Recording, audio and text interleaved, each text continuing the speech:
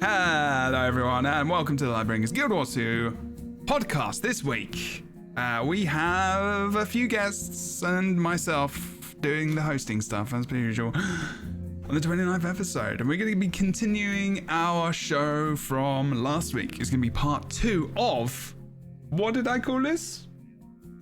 What could Guild Wars 2 borrow / innovate on from other MMORPGs? And this could also be just single player games as well, which is totally okay. I'm going to pop us all over into I've got new scenes and loads of other stuff going on, so if it's a bit slow in terms of that your viewing pleasure today, I do apologize because I'm a little bit all over the place, just fine. Also, we have guests and you can see their faces. That did I check pronouns? Wow. Oh wow, I got pronouns right. Hi. Hey everybody. Okay. Normally that's Creep's job. I don't really do this, but hi everyone.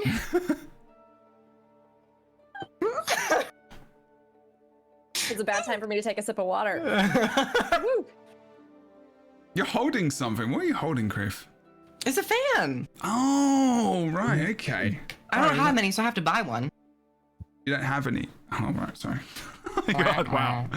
That was a good. Yeah, I'm sorry. Harold's face. I am a crew fan. Wow, thanks. I'm subscribed to you on YouTube, actually.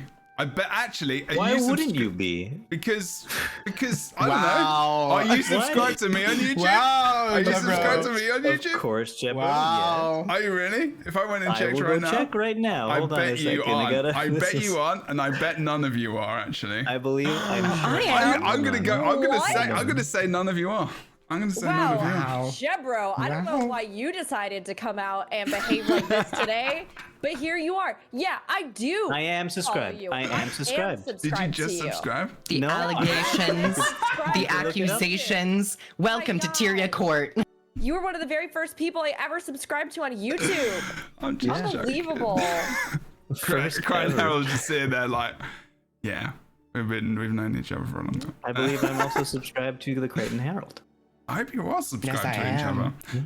That's a good You note. better be, Go and bitch. follow You all the. Oh, wow. Go and follow each other. It was mostly me joking, but also thank you for all subscribing. But you know what? Why I mention this is because people should like, comment, and subscribe on YouTube. Oh, Wow, that was good. We just That was good. Come on. call me a mall cop because I'm on a Segway. Oh boy. That was pretty good. That was was pretty, Cher. no, that was actually pretty good. I may steal that. That was Was good. that Harlequin? Was that Harlequin? No, that was Cher. That's Cher, bitch. Wait, where did Cher say that? It's like a funny joke. It's Was like, it like She's a most news well one? known Cher, for, bitch. actually. Oh, okay. It's like a funny joke, Jebro. You wouldn't get it, but Rookery is coming for me today. Like, I mean, you came for us first, so. That's right. I actually think it was Boots. Boots, I think, was the first to levy this accusation. That's true. Well, This it's is true. because Jebro said, I'm subscribed to you on YouTube. Actually, Actually, Like, I I'm am actually- because I I can't watch all believe your that I'm videos actually and I subscribed. get all your views. Well, that's because you did something. Like, I was like you did something to look at the podcast in relation to it. I have a question. So I was like, oh, that's quite impressive, Boots. Yeah, what's up? Who's Cher? Nope. CHER. This is an Nope. ancient entertainer from You shouldn't back say in that. the 20th Do you century. believe in love after love? Do you know that song? Oh, okay. 2 seconds. Yep. Okay. Good. Kroof is like an infant. Kroof is so young and Kroof knows who Cher is. How do you not know who Cher is? He was once married to Sonny Bono. The Sonny and Cher show. Yeah, and then Sonny so Bono, confused. The one unfortunately, who's like 50% plastic surgery now. Yes. Yeah. Yes. She Okay. looks the same as she did in I'm pretty 1976. sure that's all natural. She Are also there has the same a clothes. lot of Chers out there? Because as far as I knew, that's the only one I know Sharing is caring. I don't exactly have my finger on the like pop culture zeitgeist. Crichton Herald, you know who Cher is. Sorry, your Come finger on. on the pop culture Come on. zeitgeist. Yes, because Cher is the most current figure in the pop culture zeitgeist. We all know about. She's pretty present in most people's lives. She could be. She could be. as You far know as I who know. Cher is. You're just having a moment. It's okay. We are sassy today. Also, You know. sorry I called you an infant. You're not an actual infant. No, but I'm just a small baby. Oh god. You can call me an infant again. What is happening today? Oh, the Yeah, you energy. gotta- Shall I tell you what? gotta Maybe steer we're this ship. just in a place this week. I feel like that's the world. Like honestly, let's hang out in that place for a second. I'm good with it. The world is the world is a fucking hellscape right now. No joke. Should I tell you what? This is the thing. I've had clients coming in this week, and they're just like, the world is pretty shit right now. I'm like, yeah, dude, it fucking is. And like, it was smoky. Like Seattle had like the worst air pollution in the world, not just like in America, the world. So you went outside and it just looked post-apocalyptic, and I was like, this is so meaningful right now. It kind of makes sense. This is how so many people are feeling, and I really hope that this podcast gives you a little bit of time to just forget and just enjoy 5 people talking about a game, but also that we're also in these places as well, you know. We're all feeling it in one We are way, in the shape, or world. form. Yeah, We we've are. either got food We are present. poisoning or Food poisoning, possible we're COVID. dealing with real life stuff and housing and new jobs and dogs. How long can you stir that tea for? Hello, I'm British. You must start in the middle, okay? He's and you creating, must he's do a creating little a well. soundscape for our listeners. Yeah, Is it it's like really a that nice- bad? I didn't hear Yes, it. you can hear it like tinkle, tinkle, tinkle. It's like Oh, it's like one sorry. of those singing bowls, but very British. If you are not British, you do not understand how to stir a cup of tea / coffee in the most appropriate way. So I will say that. That is a real thing. You must first put... Right, anyway, we'll discuss that later. you're up That can be a for- Patreon Let's thing. discuss some Guild Wars too. I'll do a Patreon video on how to stir tea properly. People who bake tea in the microwave. There's done. They're with down there in the 5th layer of hell with. Jebro does that, and he's British. How do you know? Because we've had this conversation before. It's fine though. But no. I do it to coffee. I don't do it to See, tea. I told you. Coffee. Face. To You coffee. made Fornax break out her new, I guess new to me at least, shock emoji. It is new. I did also- just snitch on Jebro. I'm so sorry. And That's also, okay. don't We're just all don't hitting each other today. don't assume that it's because he now lives in Seattle that he does this. That's just Jebro. Oh, true. True. Yeah, Well, it's an exception to the rule. yeah. But Guild Wars 2. Yes, yeah. so Yeah, Guild last Wars 2 the week's game. podcast, the Guild Wars 2 the game? The Guild Wars 2 the game. It is a game. Last week we were discussing what we could grab from other MMORPGs, single player games as well as, and thinking about Guild Wars 2 specifically. And we're going to kind of wander into the same topic that we had last week, which we're finishing. I talk about combat and balance, about comparing it to other games, other MMORPGs we'll go with, because, you know, people don't really balance single player games that much. Doesn't make sense. Yeah.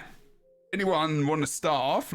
So I'm going to give you the prompt. So comparing Guild Wars 2's balance and combat to other MMORPGs, what do you think Guild Wars 2 Arena could learn from games such as Final Fantasy XIV, Elder Scrolls Online, Destiny 2, World of I Warcraft? was not And prepared for other this games. college essay prompt, but thankfully I actually wanted to talk about this last week, but we didn't get to it. No, because it would have been a long day. Yeah, it would have been a long, Night. long day.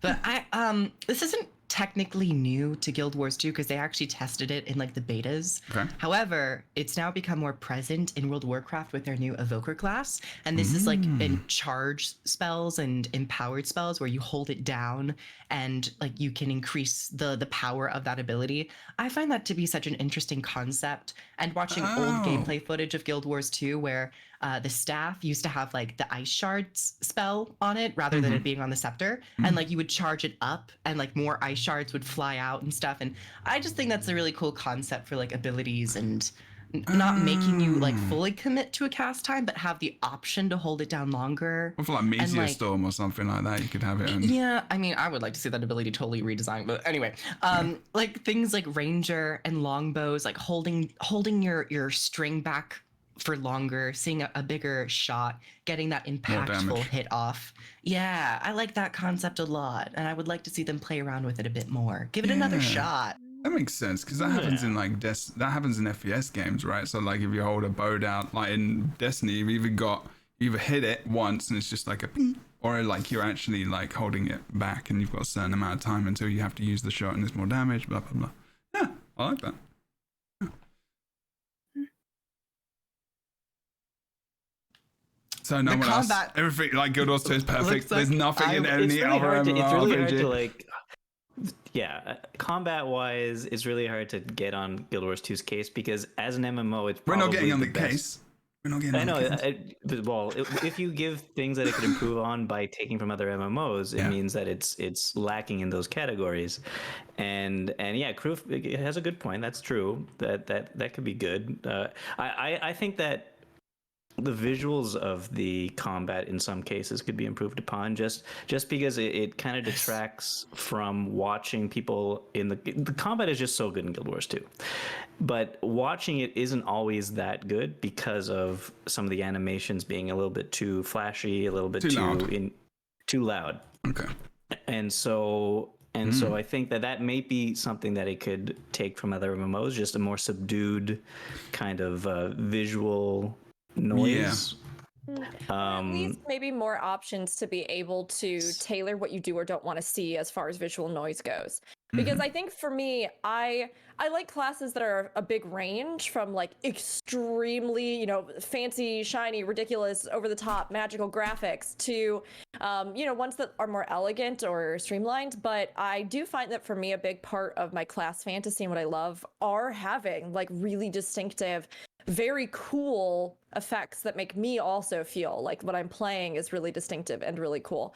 So like one of the things that I've liked from, maybe like Final Fantasy 14, for example, is that there are ways that you can like set a whole bunch of different custom ways to cull certain effects, like cull effects outside of your party, cull effects, or make it so that you only see effects for your specific squad, make it so that, you don't see any special effects except for your own, or you don't see any special effects, period, or stuff like that, which also does really help a lot, especially in some of their bigger zones where you have like, some of the rare open world bigger zones that they do sometimes, where you have a ton of different players all running around, and then you get, issues with lag and stuff like that. And I think with the meta events and things in Guild Wars 2, having more options for that would probably also help a bit with some of that. That's been the problem in PvP for a long time when we were trying to work out how to visually create an experience for people when they were viewing like ESL stuff back in the day. It was like, well, they turned down a lot of the graphics. They changed things like, fire fields and everything else to just have it kind of a ring at times on the outside rather than in the inside as well. They changed it a lot because of PvP, because it was just too much. Like people just couldn't see what was going on. You could commentators most of the time, and you had to be really playing the game a lot to be like, yeah, I can see that tiny little animation right there. And it was very, very annoying to watch and trying to keep track of things, but it still is. You're right. I like the idea of Final Fantasy 14's thing. I knew it was there, but I never used it because I just liked it all the time, and I was just playing. I was just running around, as a noob, so I didn't care.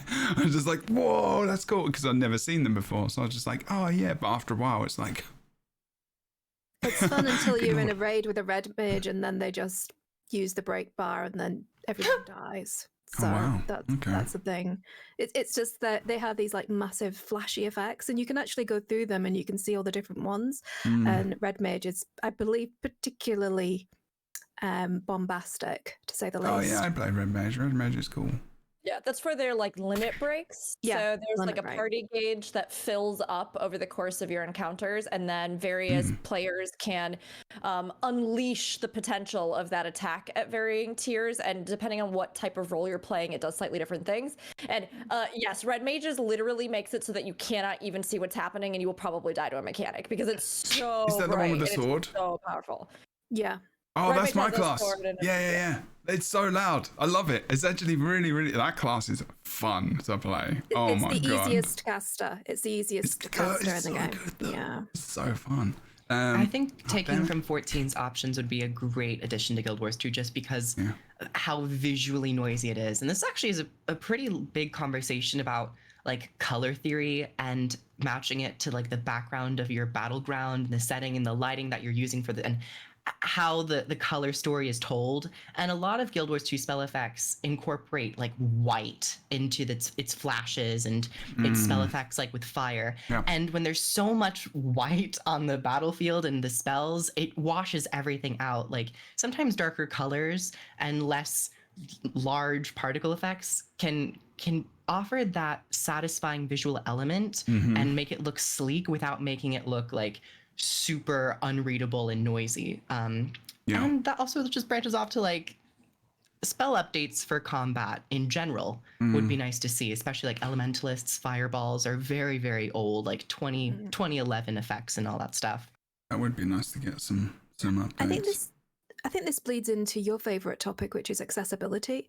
And when you have that kind of strobing light festival, if you suffer from light-induced epilepsy, that might be a bit of a dampener on your raid as you just like smash your forehead into the keyboard. I think there's more people now with it as well because it's easier to diagnose it, and also because we have these things all the time, like people are more susceptible.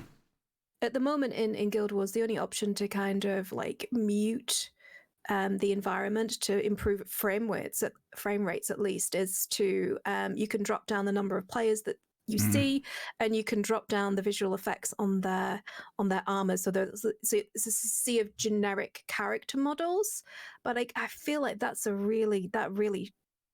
really craps all over the kind of the immersion and the quality of the game. And I would really like to just see something that is able to turn down the spell effects of others. If you want to see your own and you have your own spell effects are really beautiful, whilst allowing you to see the telegraphs, which I think they could also take a cue out of Final Fantasy XIV and to a certain degree World of Warcraft for these like they've got a shorthand of boss abilities where people see it, they've seen it before, they know what to do. It certainly helps with raid cohesion and player knowledge and player confidence as well, which is a good boost to like player morale when going into new encounters. If you have a shorthand for all the stacks and the movements and the like listening to like, especially in like Final Fantasy XIV, a lot of the boss dialogue is linked to abilities. So you only stay alive if you know what's coming with the dialogue. It can be really handy if you're very into your spell bars. This is one that's kind of, I mean, connected into some of the stuff we were talking about with like UI interface, combat stuff specifically. And these are some kind of small changes that I think many other games and MMOs have to some degree, or like to lesser or greater extents, which are two things. One, I would love the ability to be able to fixate a target and like actually fixate a target. Like there is a boss in the raid arena and I can right click that boss and that boss's health bar, cast bar, whatever is gonna show up on my screen, and anytime that like I need to target that boss, I can like reliably make sure that I target that boss and I hit that boss. Because one of my biggest frustrations, although you can do some stuff where you can mark targets and things like that, it is so frustrating to me when I'm in a raid. I actually hate playing DPS in raids because of the fact that I can unleash my entire combo, look up and realize that somewhere halfway through I have targeted the wall behind, or you know, whatever it is, the wall behind Gorseval, or some ad that's like underneath the foot of the main boss that I'm trying to hit, or like whatever it is. It's also just kind of frustrating because it means that like I can't always keep a like really active perception on that target specifically, even if I am target priority.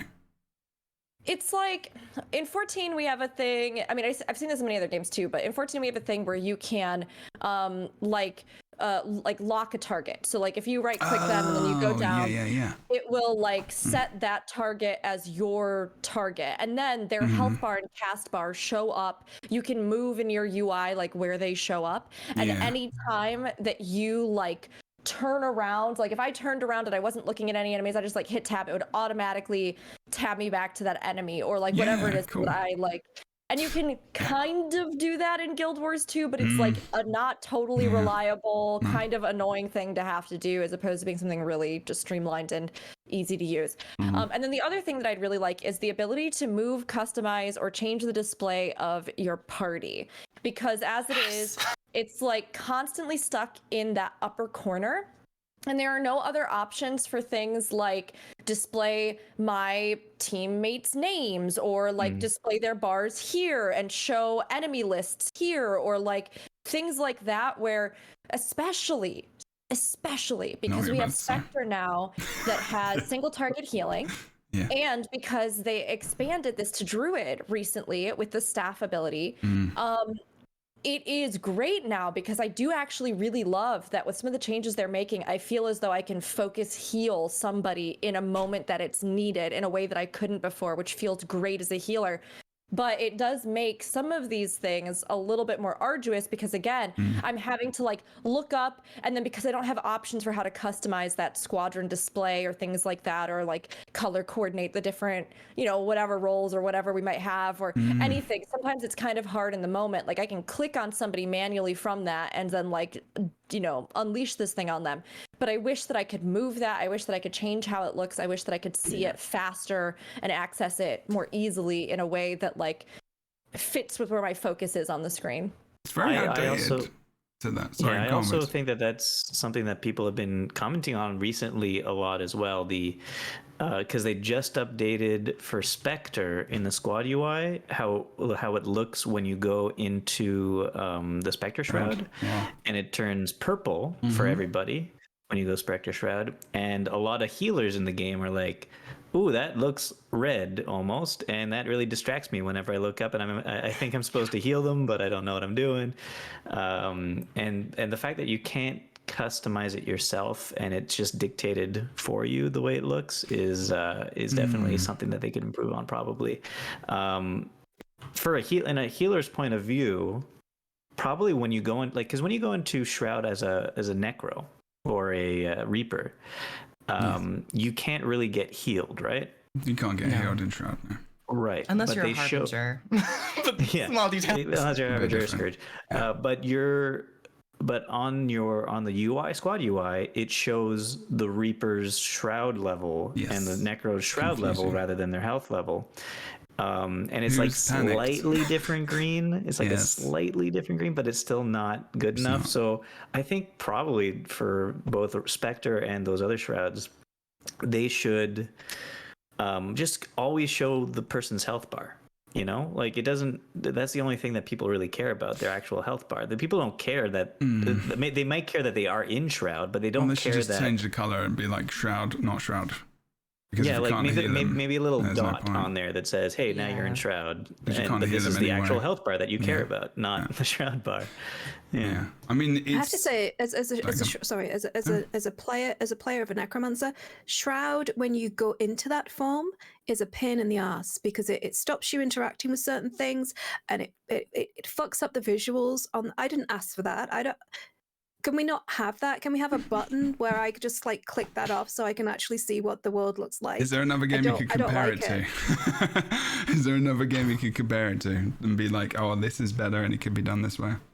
Okay, yeah. So in World of Warcraft, as a priest, you can go into shadow form, and your form changes to shadow form. You do different abilities. You have a completely different skill set, but it doesn't affect the interface, and it doesn't fuck up the party for interactions. So it can be done. They've just chosen to have this weird element. Just the fact that WoW, for example, allows a whole larger wide range of add-ons for the game. I'm about to get into this. Lets you customize things about your UI that you can't do in Guild Wars 2. Did we talk about this last time? Or did we not talk about the UI? We didn't. Did we talk about add-ons? Thankfully, we have Fornax here to keep us updated. Well, Fornax actually watched it. I mean, we were here, but you know. That's the And thing. speaking a little bit about the UI, it's not. I totally agree about the party stuff. I think that is if they were to change one Do thing, you want to just move on to a UI add-on discussion? It's kind of about Sure. that. Yeah. Because we're good with combat. Combat, and we all agree, yeah. combat in Guild Wars 2 is fantastic. It's better than most, if not all, other MMOs in the game. I was going to add one in the more world. point. I was just going to say Elder Scrolls Online does a pretty good job with their loudness of abilities. Like, they're pretty good, honestly. But like, I mean, it's And a on that note different. too, boons and barrier. Why are those persisting? I don't think they need to be persisting effects anymore. It's just extra noise. Barrier in particular. okay. All right, Yeah, go you'll to... make- Bars. Break well- bars are a pain in the ass. Let's have new mechanics, please. Oh Holy god, fuck. oh god, we're going into new realms. God, New worlds, UI. new civilizations where no one's Combat going Guild- I was gonna say Combat in Guild Wars 2 I think is fantastic. I'm trying to think of anything else that like really particularly, I mean, I think they already offer so many options, so many different things you can do with them. There are, new types of things that we're seeing being brought in, like single target healing, which many other games already had, right? So those sorts of things I think are great. And some of the other integrations that they're bringing in are great. We talked, I think just like briefly previously about the idea of maybe even eventually them doing something with like mastery lines. One of the things I do like about ESO is the fact that you have your actual classes and the ways you can kind of build them. But then there are these kind of supplemental questing bonus combat lines that you can find, uncover, unlock in unique ways. Some of them come from things like being turned into a vampire or werewolf, which, don't get me wrong, balancing wise, they have had their whole own issues with. But some of them also come from like joining the Fighters Guild. Some of them come from like Mages Guild, all these different things where That's cool. those facets that you get to explore in the world and you do a quest line with, and then you also like level up what would be kind of the equivalent of like a mastery line for it. You then unlock new skills that make you better in those regards. So, are you Role now play as well. Yeah, and you can role play, and I like that it gives you like a little bit more of a unique character customization, and also allows you additional options in your combat that aren't just like, well, what am I? I'm a mesmer. This is what like a mesmer is, but you can really like, I don't know, get your own custom feel, which I do really like. Like if you're a vampire and you are full on vampire mode, like you're level 4 or 5 or whatever, you take more damage from burning, for example. Like, like there's some real like role play kind of elements in that, and PvP as well. Like, and you have to think about, if I'm a vampire, so I've got more willpower because of this one thing. I'm not sure if that's the case anymore. I'm just kind of making someone up. But like, but you can also take more damage from burning if you go into a raid that's also focused around burning. Like, it's like you have to kind of think about what you're taking in. So, I mean, I don't know if people think about it that much. Probably don't anymore, but we used to. Yeah, that's a really solid example of like a really good way of how you can really customize your character and also make it not necessarily, the meta, but like in a way which is just fun for you and your own playstyle. And I love that. Yeah. Really good point. I completely forgot there's so many guilds and stuff in Elder Scrolls Online, and they really related to Skyrim and like everything else is within that universe. So it's very relevant. Yeah, I totally forgot about that. It's very unique. Cool. Yeah.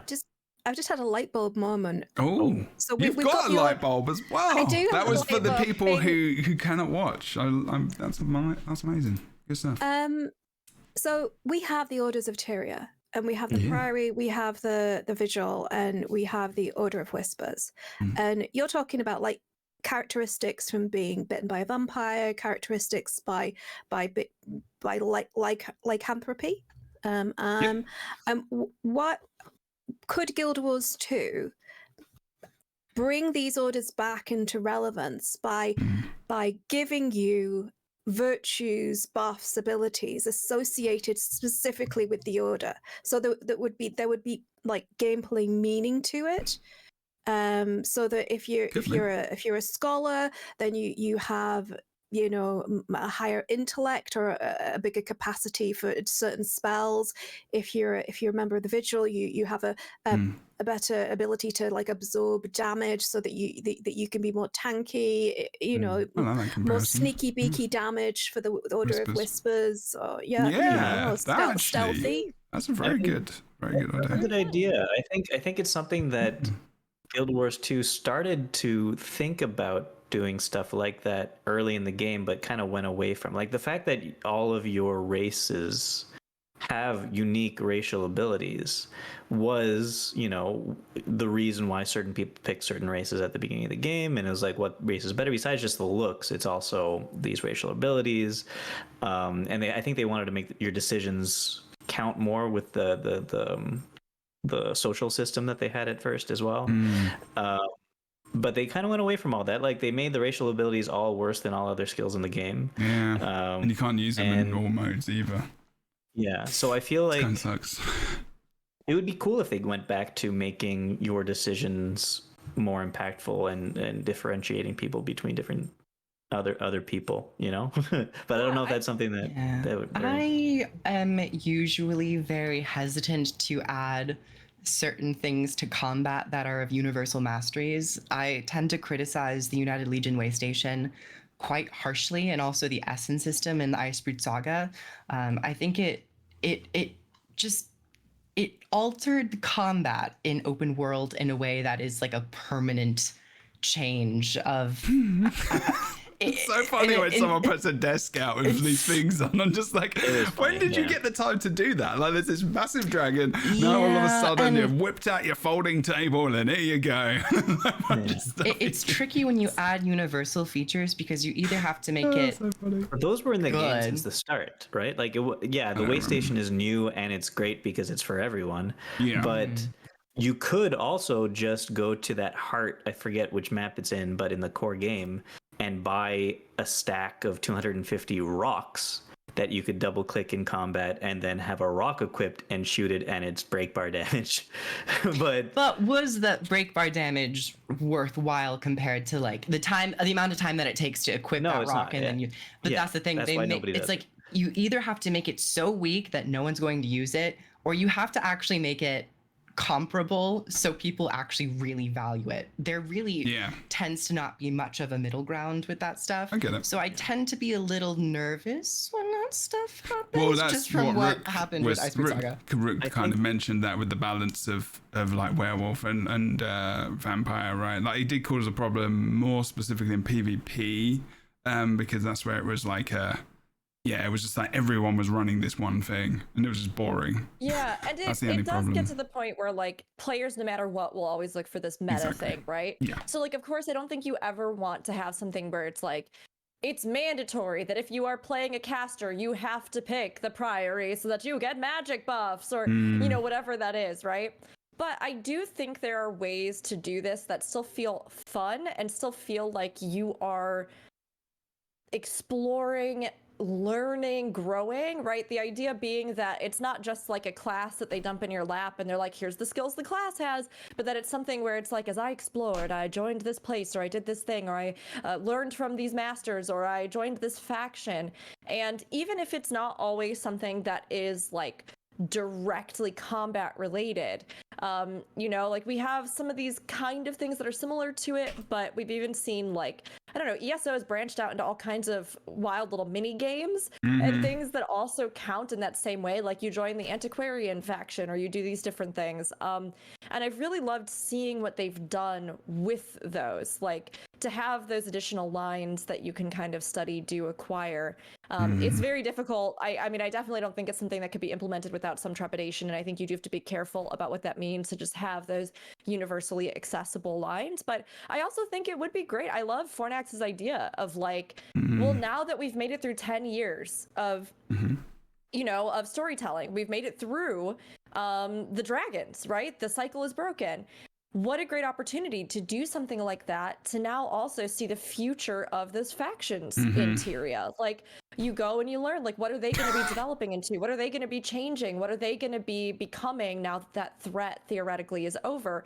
And I mean, we've even just seen Final Fantasy XIV recently introduce these new types of content, Criterion dungeons and variant dungeons, where they've actually gone back to like the original starting city states and like grand company states, to tell an ongoing story about the people there and like what things are looking like in the history of those areas. Well, they've made new dungeons or something? What's that about? They're a new type of dungeon that have variable pathways, and then they have a harder version called Criterion, and then they have a savage version of the 4-man dungeon content that's really difficult as well. But they're using all of that as a way to like tell more of the story of the leader of, you know, that city, to like wrap up sort of some of the things and history and lingering lore in those areas. And one of the things that people were saying in my chat this week that I was agreeing with was the fact that it makes the world feel as though it's not stagnant to any one era, right? It is an ongoing world, and all of the places exist together simultaneously, even as we look ahead to the future. So I think they could do something cool like that. Have us revisit those factions or give us little quests around them, some kind of new thing that we could uncover, learn, get from our time in those groups. I don't know. I just think that'd be cool. It would. I think they could add. Yeah. I like the whole like add/mod add-on. I'm being very cautious of how far we delve into these areas, because I feel like there could be a part 3. And if there is a part 3, that's not necessarily a bad thing. I'm just wondering how far we want to go down this rabbit hole. I was going to say what Rook was talking about is the equivalent. So it's Nanamo, the Sultana or the Sultanate, and it would be the equivalent of going on a big journey and quest line with Jaina, Janna, Queen Janna, right? With Jaina. There's so many similarities. We're going to World of Warcraft as well as Final Fantasy 14 and Guild Wars 2. I apologize. Yeah. Wrong what? Nothing. Did you say MILF? Anyway, this is why you're back. Your knowledge and use of language. Thank you. Me. I'll be quiet now. Oh dear. Was that really a consideration? I've never thought about that. Okay. Sorry, go on. Now I'm there. I'm there now. And here. Sorry. Add-ons and UI, I guess. No, I want Harold's point. I want to hear about. I want to know what's going on now. If Guild Wars 2 could have more MILFs in it. Yeah, Because- we lost one in Heart We of lost Thorns. the most important one. Yeah. I was going to say they we did. killed them off. So like, you know. Yeah. Yeah. I honestly, in all seriousness, I would love the way that the Final Fantasy world feels alive. Yeah. It is much more tangible, and I think that one of the kind of paradigms, one of the pillars that the devs have set up is that there are static maps and they're stuck in this moment in time. And I think that can be great, especially if you want to do replayable content, especially if you're like coming into the game today, you've got these places you can go through the story, it's fine. But for longer term players, what it means is that there are places that we just don't visit anymore because we've been there and done that. And having these alternate stories, and I think you were talking about this as well, having like different zones doing different things to try and bring back the life to them. And we've talked about this many times about like the layering technology, where you can go to a zone and experience it in one iteration and another iteration. And I really hope that they kind of don't shy away from that ability and that kind of idea, because I think it can increase, especially it can make the world feel much more alive than it does at the moment. So yeah. Okay. I'm going to shift this along. Okay. I'm just wondering if we go here. I feel like we've talked about this somewhere before recently. I feel like that's an important thing. Combat and balance. Okay. It was combat and balance together, right? As the topic. Yeah, so combat is the like, you know, what could you add or change? And again, you know, some of these things, there might not be better things out there. It's just little snippets maybe. But yeah, go on. I mean, it's probably, balance we could talk about a little bit, but not too much. I mean, it would just be like how other games do it in terms of, you know, whether or not it's their approach, their frequency, things like that. It's very... I think frequency is always important. The more frequent, the better in a lot of cases. And that is something that Guild Wars 2 is trying to do, and I think is starting to get a little bit better. You say that. I can give you a good example of a game. Them credit. Go on, they then. have been updating certain bugs that might have occurred and, you know, pivoting Vindicator more. And we've seen like 2 or 3 weeks of just like balanced patch notes to help fix these issues. And I think they are... Yeah, they're doing all right. Hitting the mark sometimes. Well, there's other MMORPGs which actually hate balance changes as well, like which seriously change the meta. Elder Scrolls Online community goes absolutely wild when something changes the build, because I don't know if it's the mentality of the... I don't know, it's weird because many people do feel this way of like, my class has completely changed and my playstyle's changed a lot, because they go through these very wild changes as well sometimes, but they remove an ability and like community just goes absolutely out there. And I was like, what? I really love balance check because it's the content I like, you know. I'm pretty sure it's the same for all of you in some kind of way, shape or form. And it's just like, whoa, okay, so there is actually like this happy medium. I think Guild Wars 2 is probably balancing a lot more than a lot of games. I don't know about Final Fantasy 14 because I don't keep up with their balance structure. Guild Wars does small balance things throughout the life of the expansion, and then usually big balance things at the release of a new expansion. So do they have like quarterly big patches, or is it like not really? No, it's usually like you get new expansion, huge balance changes, like huge balance changes, class reworks, all that kind of stuff. And then throughout the life of like the point X patch series leading up to the next major number of, 0.5 up through the next release of expansion, which is going to be your next major number, like 6, you will get smaller things. Very rarely have they had to do like big things, and I think usually they really try to avoid it. And typically, you know that if you're stuck in a spot where you're kind of like, oh, I really don't like what they did to this class, this expansion, you're like, well, I guess I'll have to wait until next expansion. You know that they're probably going to tweak some numbers and change some things, but the actual like massive changes in mentality or things like that usually don't happen until next expansion. That's quite a big gap, isn't it? Okay. Yeah, there's the different games do it differently, and obviously if your balance is good and in a place where the community are generally happy, maybe don't do that. You don't need to do it. Exactly. Yeah, that's the thing. So like even compared to other games in this respect is almost pointless, but but not completely. Okay, so quick word. I'm gonna say a quick word on the add-ons. So if you can think about all major MMORPGs right now, there's only one other one where you cannot change the UI. It's hardly at all as well as New World, specifically, that comes to mind. And I think it's the Ninja Space one. I made a big face and then Kroof laughed at me. I had a thought and then I was like, no, never mind, it doesn't matter. So please keep going, Jebro. Okay, no, I think there was another game. The reason I looked at US Warframe. I don't think you can change your UI much or add-ons much in Warframe. I can't remember. No, but the UI is also pretty simple. Yeah, true. Each one of your frames has just a small handful of abilities. That's true. Because the idea is that they keep adding new frames, and those frames have different things that they do. And that's true. The actual interface is pretty much all first person. One of the biggest issues that people have run into with Warframe, from what I know, is motion sickness. Just because of the nature of like the movement itself, because they made this whole like parkour space ninja kind of thing for it. And it's really difficult for people sometimes with the camera and those sorts of details, because it does cause motion sickness for a lot of people that I know. I had to stop streams because of that. I was really? like, I felt it was actually people in the channel as well were like, whoa, I'm starting to feel awful. And I was like, oh shit. I feel pretty bad as well. Like, camera it's pretty setup gross. is important because it might look like you're on a boat. You're just like, it does feel a bit like that. Yeah. So close to the character.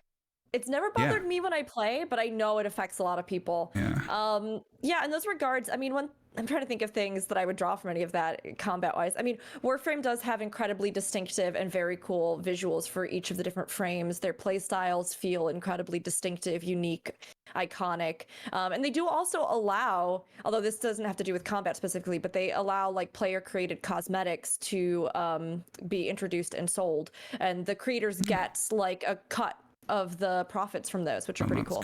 I mean, otherwise they're pretty similar in a lot of regards to Guild Wars 2 and a lot of the systems that they have.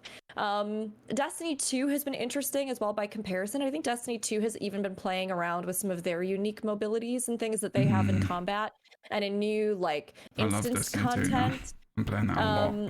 It's been interesting.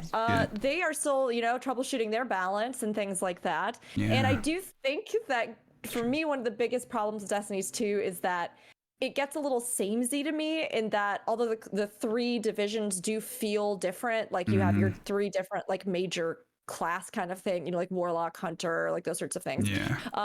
They all kind of have the same formula for what they do. So it's like if you're playing the fire version or you're playing the lightning version, and they've been adding some more unique stuff with that. But I think what they have been really nailing has been their taking advantage of their unique mobility systems in combat. Guild Wars 2 has played with that in how, we might have a little jump puzzle section or, a really hectic fight in like a raid where you're having to, use your dodges super actively or like use your mobilities really cleverly. But it's been very interesting seeing the types of content that Destiny 2 is creating right now to have dimension, mobility, space, and like the little puzzle challenges that you can almost create from that, with people having to move to do this, move to do that, get this, go over here, cover a bunch of ground in an arena to get to different targeted areas and do all these different things. I think that has been so clever. A lot of little puzzles, riddles, things like that make things memorable. It is a game which is, Destiny 2 is very interesting because I always pop in and pop out. I don't get much traction on streaming, so I was like, you know what, I don't really play many games for myself off stream. I normally just hold on to them until I stream, but now I've started to work more. Like I'm like, I haven't got as much time to stream, so I'm like, okay, what can I play for like half an hour a night or so? I've been playing Destiny 2, and like they've got a Halloween event which is very cool on at the moment as well. And you can like all these capture zone things, and the VA is quite very, very good. Like some of the class stuff, I agree with you. It's not dynamic, and you can't use the abilities as much to make you feel like you are defined as a specific class in the game. It's just an additional thing, it feels like. I know that it's important in specific like raids and stuff sometimes, but it feels very, like kind of latched on. But yeah, it's a decent game. If you've not played it, go play it. You can play it for free for a certain, up to a point, and it's pretty decent. It's actually very good. In terms of like add-ons, again, like you very, very good. It's a good way to kind of branch into that conversation as well, because they're more FPS games than Warframe, Destiny 2. They don't need add-ons because they're in that space where it's an FPS pretty much. You've got a gun, you've got a couple of abilities, your UI, it's fairly standard UI for most FPS games. Is the additional things are things that people, UX designers think about, like where is the enemy team's health, where are the, the quests and all that kind of stuff. So yeah, there's that. But like in terms of actual add-ons, like Guild Wars 2 was very much against that from the beginning. Like it was very much like, we're not good, and that's because, I feel like they had this anti-everything else that MMOs do anyway. Like, don't have raids, don't have mounts, don't have all this stuff. And then it went to add-ons. Don't have endgame. yeah, they didn't have an endgame. You're right. You're right. Yeah, that's a funny joke, but you're right. it was the truth. All memes. And I mean, no, it's true. But like they fixed that. And with add-ons, and especially as a healer, because it's extremely important. And this is where I click. This is where I take the mouse out and I click the people to heal, or I have a keybind for the person. And depending on the add-on and how you do it, like I think about World of Warcraft, I can't remember what it's called, but you hover over and then press, the heal. Like you don't even have to click, or you click someone and you heal them, or and you pull the frame down to the rest of your abilities and everything else, so you can see everything. So your eye tracks to that smaller section of the screen, and it's rather than I'm looking up there, then like you're looking at the health of the enemy. And I pull all this stuff around this very small area so I can track it more personally. I know other people do that as well. So there are games like World of Warcraft, Final Fantasy 14. They don't even have add-ons for this. This is just in their UI. This is just like UI settings. Older MMOs that have had this for so long. And people do produce add-ons for Guild Wars 2, but they have to be very specific. I'm still not sure why this isn't something that they can bring in. I don't know if it's now a coding thing, that the game is just so old. But there are games which do it very, very well. I mean, obviously, Elder Scrolls Online add-on community is ridiculous and just ridiculously talented. All of them are, to be honest. In World of Warcraft, you can change your UI and make it as if you're playing Guild Wars 2. I mean, that's what I did. I went and played like Shadowlands, and I was like, I put my Guild Wars 2 overlay in there, the questing hub and everything, and like the whole questing system changed to Guild Wars 2. How they have the two people like in the original like story mode of Guild Wars 2, like base game. Have the 2 people on each side, you have the quest 6 coming up, and it's just like, what? This is so cool. Like, you just can't add those little fun twists to the game to really customize it to how you want it to be. I don't necessarily know that that's a big thing that's missing for a lot of people. I know it's something that I thought about first playing Guild Wars 2, where I was like, I wish I could move that frame from where the boss is or the player is in PvP, because that's fucking annoying. I can't do that. Yeah. I would say that even World of Warcraft, who has not allowed any sort of in-app tampering with the UI with Dragonflight, has a UI that you can actually customize now. And I feel like the very least that the devs can do is allow us to move around the elements that they're comfortable with us having on the screen. So if we could just move things around and we could just scale them, I think that that would answer a lot of player requests. I would like a zoom feature on the previews, especially in the shop. True. Especially scalable in windows. Yeah, oh my god, yes, please. Let's have some of that. UI is a really big discussion, and seeing Dragonflight update their UI and have so much flexibility, it can look good, I should say, because some people, their configurations might not gel with your own. But from things, just having that flexibility is so crucial. And even with Guild Wars 2, I think updating the UI would be a very big expansion feature. Not that it would be tied to the expansion, but around the launch of an expansion, similar to the specialization update, like a really big core fundamental system overhaul where they give us more access to flexibility, because that buff bar, even in game, with all of the added buffs that they've added with End of Dragons, from the resting XP to the Jadebot protocol to the armor enhancement systems now, that segment of your UI has become so bloated and very hard to read when you're in the middle of combat and you're like, okay, where is everything positioned? There are screenshots on the Reddit where it's going past the minimap and is being hid. And I think that at that point, it becomes unacceptable. Like, it is starting to break the UI in ways that was unintended back in 2012. So I think it is time to really consider, perhaps around an expansion, to update these very crucial elements, and especially those party frames. We've all kind of hit on it, but as a healer, and if they continue to move forward with ally targeting systems, I think it would be great to see an overhaul of what a party frame is, what a raid frame is, raid/strike frame, and what a squad frame is. I think if you just have those three systems more easily blocked out and you kind of approach them in their own isolated bubbles, we could see things be more accessible and easily readable. I so agree about the boon bar. So many other games separate out different visuals. I mean, 14 just came to mind immediately because, like, you know, buffs are the equivalent of, although they have a much smaller amount of them, buffs are like next to your name, so you can see, like, you've got your own bars and everything, but then when you're looking at your party to see, like, hey, did my party get what I needed it to, or, you know, like, what does everybody have, or does somebody have a debuff, or whatever it is, right? Like, it's like right next to their name, and when you target them, it shows up and you can see it. And then they separate out anything like persistent, you know, I don't know, your FC buff, or your, you know, whatever it is, your guild buffs, or your whatever it is. Like, those persistent buffs are separated out. They have their own facet of the UI where you can show, display, or hide them. Like, they need to do something with that, because I think a lot of times in the game in general, if you have somebody who is savvy, who, like, puts your teams together and all that kind of stuff, and, like, knows how the squad is supposed to be divided, and knows the fact that there are now these limitations on boons and how many people get them and all this kind of stuff, like, you're fine. You probably don't need to worry about it. You just need to hit your buttons, and you're going to probably have the uptime of the things that you're supposed to have, and that's going to be that.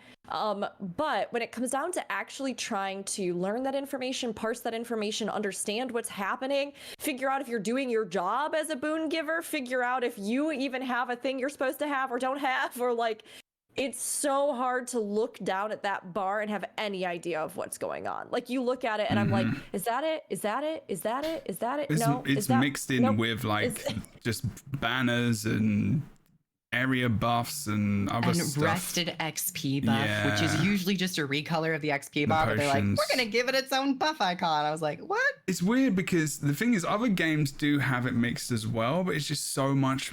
It's just the presentation is a little bit more clear, and it feels like there's more sectioned off, and maybe there's a lot of boons in the game. I mean, but then you could say there's a lot of classes with abilities that give other classes buffs for a while anyway, so it's the same. But why is it in Guild Wars 2 that is just so... It's just an eyesore as well, honestly. It doesn't look good. It just kind of looks like a thing, which is just like, you've got all these things and this... Yeah, it's just... It's too cluttered. It does get a bit cluttered. Okay. Shall I move us on? Something else? I think that unless anyone wanted to add to it, and there's a lot to kind of go through here. Still, I think the only thing that I would add is that for all of these little tweaks about things with UI, most of which tend to actually pertain to things like the combat or mechanical things or stuff like that. The rest of the UI of Guild Wars 2 is honestly fantastic. Can I be real? It's so nice. It's so smooth. It's so like accessible. Everything is put together. You can access so many different features and so many other things. You can have multiple windows open at the same time. You can do all these things that like the first time people were telling me like you can have your Black Lion trading post window up and the other thing up and you don't have to close them. You can like run over to the vendor and look at, and I was like, what?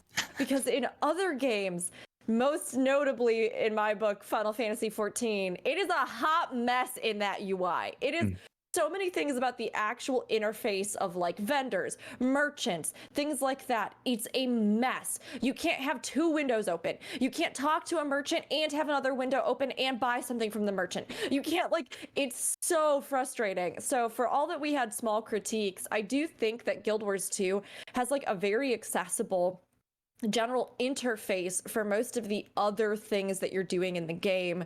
I think we need some updates to, like we've talked about, some of the, maybe more combat related visual indicators or other things where, as time has gone on and the game has only expanded, those things maybe just aren't quite serving as well as they could visually, but the rest is honestly pretty good. Okay. And more options for readability. Like, what if I don't want a big circle of a health pool? I want like a bar or something. And also, I want the circle mini map back. I like the square, but that circle mini map in the alphas and the betas, I never got to experience that. That could be an add-on. They could also just like bake it into options that you could choose. True, that could also be an option. Bake it says colorblind options as well. True. Yeah. Oh, they don't have them, do they? So I'm not sure if they do. I think they have one such. What's it called? I think there is one option in there which isn't like specifically colorblind, but it's something I can't remember. Anyway, we'll talk. If someone wants to look it up, we'll talk to it about it in chat. Then cool. Yeah, we are not going to get through this. Okay, because the next thing is big. This is a big one. This gives. Is it housing? I think no. We're not even there yet. What? That's like 10 things down. What could this be? This is guild missions and guilds. Like guilds is massive. Well, come on. We can now. wrap this up pretty quick. What? This is easy. That's true. I mean, for me, this is answer. all right. For me, this is a big one, but from other people, I don't care. So I'm joking. I'm just a joke. Guild Wars 2 and guilds. Actually, to be honest, Guild Wars 2 actually probably does a little bit more than some games. In all honesty, I think it's because the game is called Guild Wars 2. It doesn't do themselves any favors in that regard, which is unfortunate. If they were called something else, we probably wouldn't care as much. Honestly, I think a lot of people wouldn't, because people say it would be nice to have the guild back in Guild Wars 2. That's like a meme which has been around since pretty much launch. And what do other games do that they could? The Guild Wars 2 could learn from. I can start you off on one that I really like from Elder Scrolls Online actually, and that's the guild shops, guild trading posts, which they have in different regions, which is cool. It's double-edged though, because in ESO, there is not a universal trading post that you can go to and just pick up a thing. You have to find the item on a site somewhere, then go back in the game and go to a specific map and then try and find the vendor, because your guild has a specific store that people can go and buy from, which I think is very unique and very role play and very immersive and cool.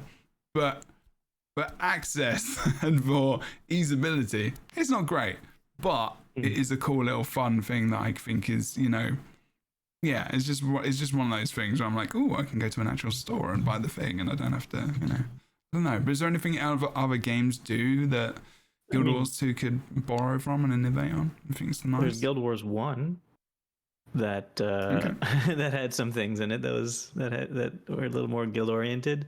There's Guild versus Guild in Guild Wars 1, which was a fun PvP game mode that isn't still in Guild Wars 2. I think there are people who still play Guild versus Guild in Guild Wars 2, but it's sort of like a once a month underground. They have tournaments still. There's like a once a month thing, I think, or something. I think I just saw it on the Reddit. Kind of situation. All right. Okay. Yeah. Yeah. That's one thing from Guild Wars 1. Anybody else? After you. No. Yeah. After you, Fornax. You must. Sorry. Flap away. Thank you. World of Warcraft has is in the game. Guild. It is a bit of a game. World of Warcraft is, yes. World of Warcraft just a little bit. So the guild that they have all the things that we have. They have the tabards. They have a guild mount that you can get. They have guild armor pieces that you can get. Guild rings that you can get. They're account bound that help you level. It's like leveling gear. They have guild perks, so you level faster. You can use your hats. You can your mount travels faster. There's a whole kind of plethora of supportive content for the player to encourage guild grouping. Yes, I'm getting a lot of clap. I like that. Do it more. You just like the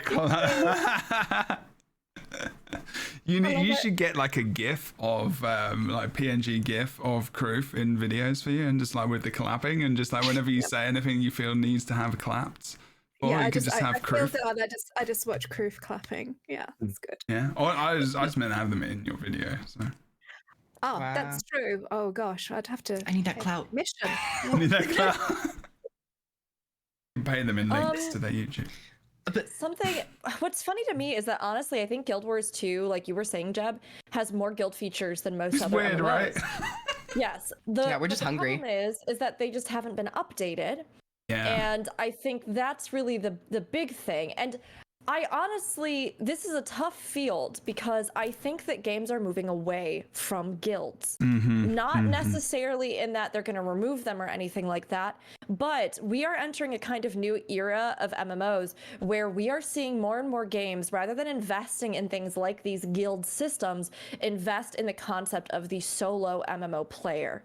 So for example, we have a bunch of new features that just came out in Final Fantasy XIV, where you've got like trust NPCs that are like, major NPCs from the game that can run all instanced content with you. All these sorts of things. And in the same kind of way, 14 has not expanded anything about free companies, free company ranks, additional perks for your free company hall or anything like that. But they have really been investing and doubling down on single player accessibility and facets. I think we've seen this in a lot of other games, the idea of the solo adventure and how they can be empowered to explore, go places, and be able to access any corner of the world without needing an adventuring party. So I understand why this is a thing, and I think it does broaden the audience, and there are good things to it. But I think there is also so much to be said about having communities and groups and factions in game that you can do things with, that you can connect with, that you can build friendships or relationships in, or that you can even just be like an auxiliary part of just because you want to, be there just for fun. So when I think about like other things that I think games have tried to do for guilds, I do think about like 14. they initially introduced these like airships and submersibles. So if you had crafters and things, you and your FC mates or guild mates could all get together and you could compile a whole bunch of resources, and then you could build this ship together and you could name it, and then you can send it out on these little expeditions. Now, you don't actually like get to go on the expeditions or anything like that. They just like go, and then you check back in later and you reap whatever the rewards are, which I think is a little bit of like a I think that Guild Wars 2 could do something really fun where you could build an airship, and then kind of like how we saw with the instance at the start of End of Dragons, or actually Warframe had a kind of equivalent of this where you could build this big ship and then everybody could man it together, and a little bit like that Sea of Thieves, you could all go out on it and there could be assaults that would happen, or like waves of random enemies or things like that, and you'd go on this little expedition and you could mine things along the way or whatever, and it's basically just like a loop through a similar skybox, right, with random enemies or things that'll pop up.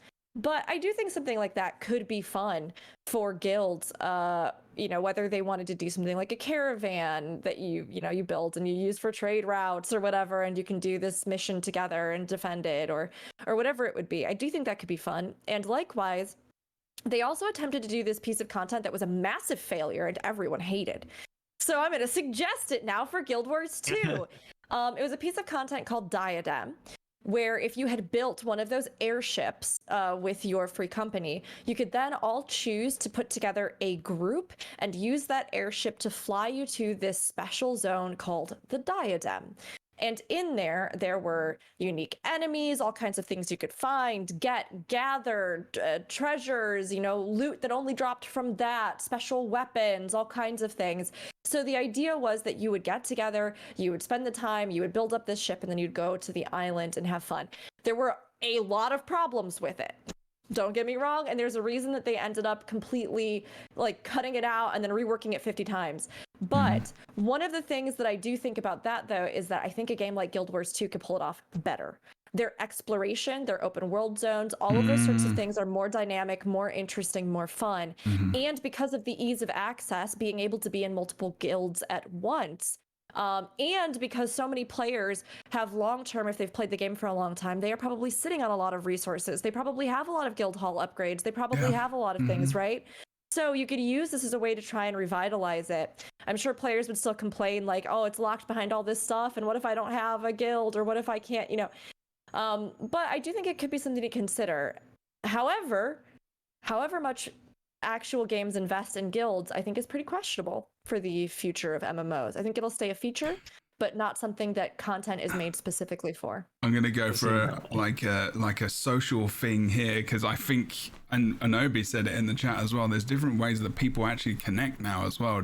Like there's Discord, there's Reddit, there's forums, there's all these kinds of stuff. But also you're bang on. Like there's a video, I can't remember who made it, but it was like talking about how solo players have saved MMORPGs, right? I can't remember who made that video. And it really does speak to the experience of almost what gaming is like. Like we all connect to each other, we all talk about games, we all don't necessarily play the games together to have that connection as well. So it's also just kind of the way the world is, A lot of people more nowadays are like going home, they're working from home, we're a little bit more secluded in our experiences and stuff like that, rather than going outside. COVID was one of those reasons. It kind of makes sense psychologically, socially, that people are a little bit more closed off anyway, but they can connect in these other ways that we've got. We've got so many ways. And what is a guild anyway in a game? It's just almost it's a glorified chat most of the time, in all honesty. I like what I think it was definitely more relevant back in the day when World of Warcraft started, with the examples that kind of Herald gave as well. And I really like that idea that Final Fantasy 14 had, and I agree again, Guild Wars 2 would do it better because of that experience of the open world as well. But it's like there's so many different ways that so many good games do this. I don't think anyone's got like a great way of doing it at all, because I think now you're right, like people want those solo experiences, and they're trying to pull in. People keep talking about how MMORPG content is really difficult to create because you're really narrowing yourself, because MMORPGs are a niche. They're still a niche. It's still a niche market, you know, and you really have to channel that content to someone very specific. New World actually went for combat system very similar to Dark Souls, for example, to pull in that market a little bit more, that solo player experience, and they had to make it even more solo player oriented because you had to do dungeons to complete story steps. And it was like, oh shit, you know, like we kind of aimed for this to be a great experience where you can explore the world on your own. And if you go and play New World, you can play it up to the final story instance on alone without anyone, and you can do that with a lot of MMORPGs nowadays. If you can wander a world alone and feel very invested, immersed, it's not too tough. You can get so many people invested in that as a single RPG experience. Think about Elder Scrolls Online, for example. That game is wicked to play on your own. It's so good and it's easy. Like, it's just about a story, and they'll start to sell the games. Like, it's a really, really good point, which really links to how you see community building in MMORPGs. I'd love to do that as a future podcast, actually. Just in itself, I think that would be good. Is there any other games that... Sorry, Harold, if anyone wants to add to that, then sure. Sorry, I was going to say, this is a sort of a mantra, isn't it? That we're all alone together.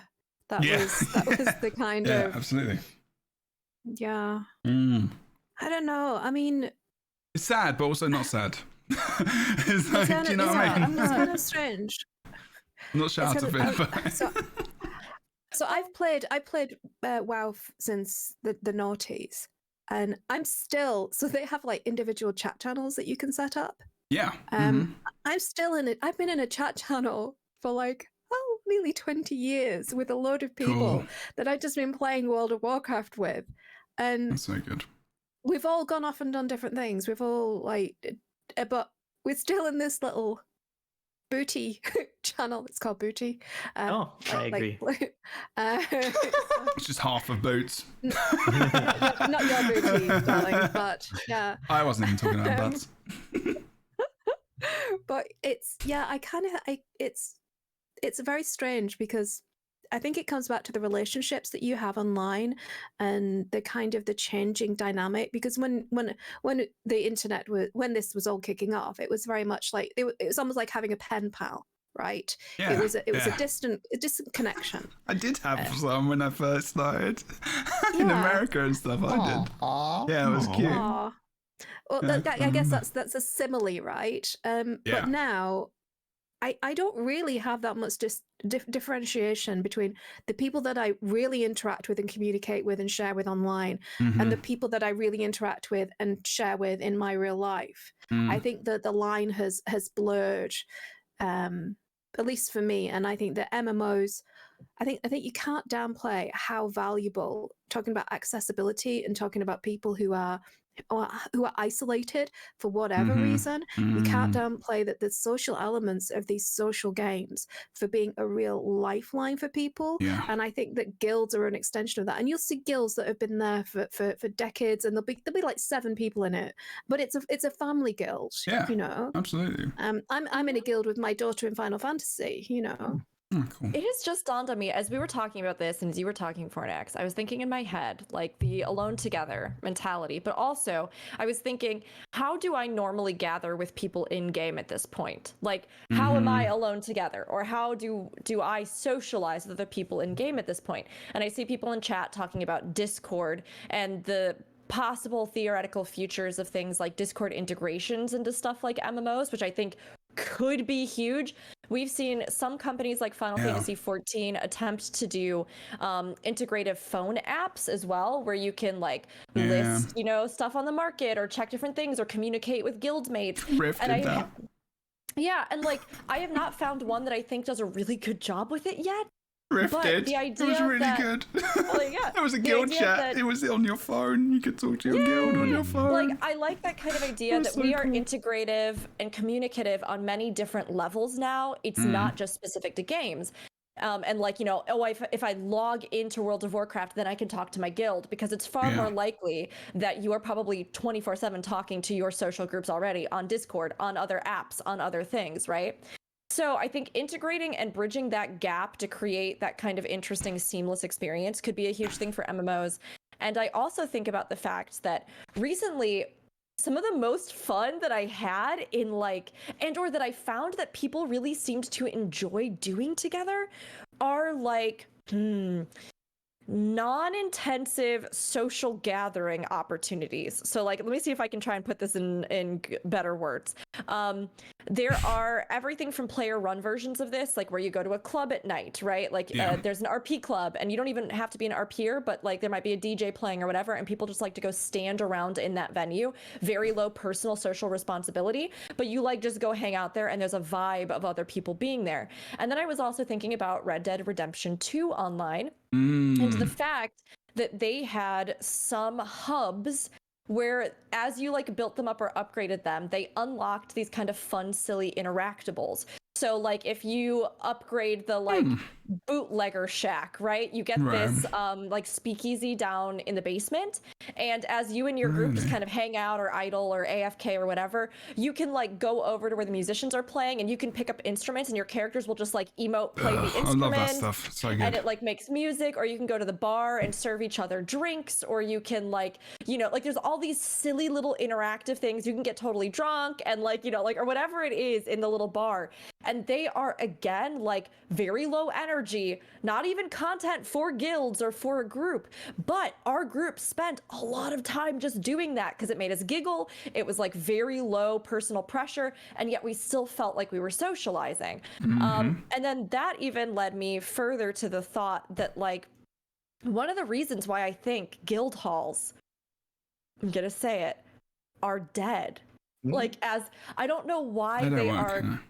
They don't work, and I don't think they work in the game as live active content that they at this point, the way that they are, should keep developing. But the reason, and this was a huge thing that just popped up in my mind, and I don't think we've ever talked about it, was the fact that what would you use a guild hall for if you were trying to do low personal responsibility socializing?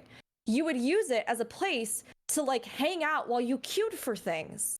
So I might go to my guild hall because there might be vendors and things that we unlocked and buffs and boons and stuff, but what's going to actually just keep me sitting in there? Well, what if I could queue in for whatever thing, or what if I could set a timer to be teleported to this map when the meta starts because I joined LFG, or what if I this or that, right? And what if there were low effort social things that, rather than just running around in circles on my mount jumping for 15 minutes while I wait for something to pop or come up, or a timer, or it is what if they were just silly little things I could interact with? And there are, to some degree, the races and stuff like that, but I don't think people use them as a hub in Guild Wars 2, partially because we don't have a queue system or anything. Yeah, and I think that's because ArenaNet's designed the game to, unfortunately, it makes guilds go by the wayside, but they try to give us these hubs in the real world to not separate players, to make it feel more alive, I guess, to make it feel hey, look, this is a hub, everybody's here, it's jumping, it's fun. So they have that hub in the for raids. You have a hub with Arborstone now. You have a hub for I guess in Lion's Arch, Fractals, and Fractals as well. But that one's separated up because you buy yeah, that's the you're dead on. You're right. Yeah, well, so they want to. Mistlock Sanctum is the most popular private hub, isn't that? Yeah, it is. I've never been there. And it's very possible that if queue systems and the ability to jump into fractals, raids, all that stuff from a guild hall, if that was implemented, guild halls would probably be more frequented, and a lot of people would be doing stuff with guilds more often in that way. But the question is, do they want to do that to draw people away from the shared hubs that already exist, which make the game feel alive for people? Well, I guess guild halls were counterintuitive to maybe what they were trying to achieve originally, right? So what did they? I think they bought. I feel like guild halls were their answer for housing, to a degree. It was supposed to be something. It was also their answer for GVG, with arenas, so they could have a customized experience. Arenas don't really get used much at all for that, unfortunately. The crafting, the one thing that is good, I think, for people, the racing community yeah, we see all of these things happening and people building tracks, and I'm sure if they went away, people would be upset. It's a very niche community of people. There's not many people who really engage in that creation. I think, you know, the most use I've seen, so we did the biggest time I've ever used the Guildhall, the latest one, is for a fashion show we did during a stream when they were launching on Steam. We really produced like an awesome area where we did this thing. We did this fashion show, and like people paraded up and down the dock and the pier, and there was this cool area, and like they made it great. It was awesome. You know, other than that, like I don't remember a specific moment where we've really been in the Guildhall together as a group, other than taking it. Like, and that experience is the thing they need to tap into with that hall or with the guilds, and that's what they did with guild quests and stuff. So I agree, like you know, guild halls, they don't work. I feel like then the nostalgia is there for the devs, especially. Do you remember the guild hall stream we had? That was all a nostalgia trip, and it was not really about. It wasn't really, and I think that's great that they can do that, but I don't think the player was really thought about. I don't think they didn't innovate on anything, and I just want to sound. I'm not trying to like rip on ANET for this, but like, you know, make the things you want to make. Cool, awesome. But when it's like not used, and it feels like, you know, maybe some focus could be put somewhere else, there is a little bit of a feeling of like, why didn't you just put housing in? Why didn't you just do like this out elsewhere where people can create things in open spaces and instances together, where you don't have to really be in a guild and you can just create on your own will. I don't know. It does seem like a really odd thing, but like in ESO, for example, people just use a house as their guild hall. They just use a house as a guild hall, and then people come in and they drop things off, and then one person decorates and they create it that way. It's like, I don't know, but maybe there's some other arguments. Maybe people do use it in a way which is good. I think that the reason why they're there is simply because guild halls were such a big thing in the original games. Right. Yeah. True. Building up a guild hall and the NPCs in there were really valuable, and they were only available in the guild hall, and they actually had a niche, right? Right. And I mean, as far as I'm concerned, I think that the best use of guild halls is for roleplay. If you want to have a private role-playing session and you're a role-playing guild, then that's perfect. Or if you're a musical guild, so there are guilds dedicated to music, there are guilds dedicated to flying. You know, they can have these big open spaces where they can do their thing undisturbed, and it's a large map. You know. So I think that there is a value to it, but it's a very niche. Yeah. Mm-hmm. It's very, very niche. And it's not even like, for example, in Final Fantasy, you can, in your free company, you can have a room. So you can have that house aspect. Mm-hmm. You can have that accommodation aspect, and then linking into the housing and the collections and the so also that would be interesting to do something like that in Guild Wars 2. I feel like they'd have to also release actual like instance player housing.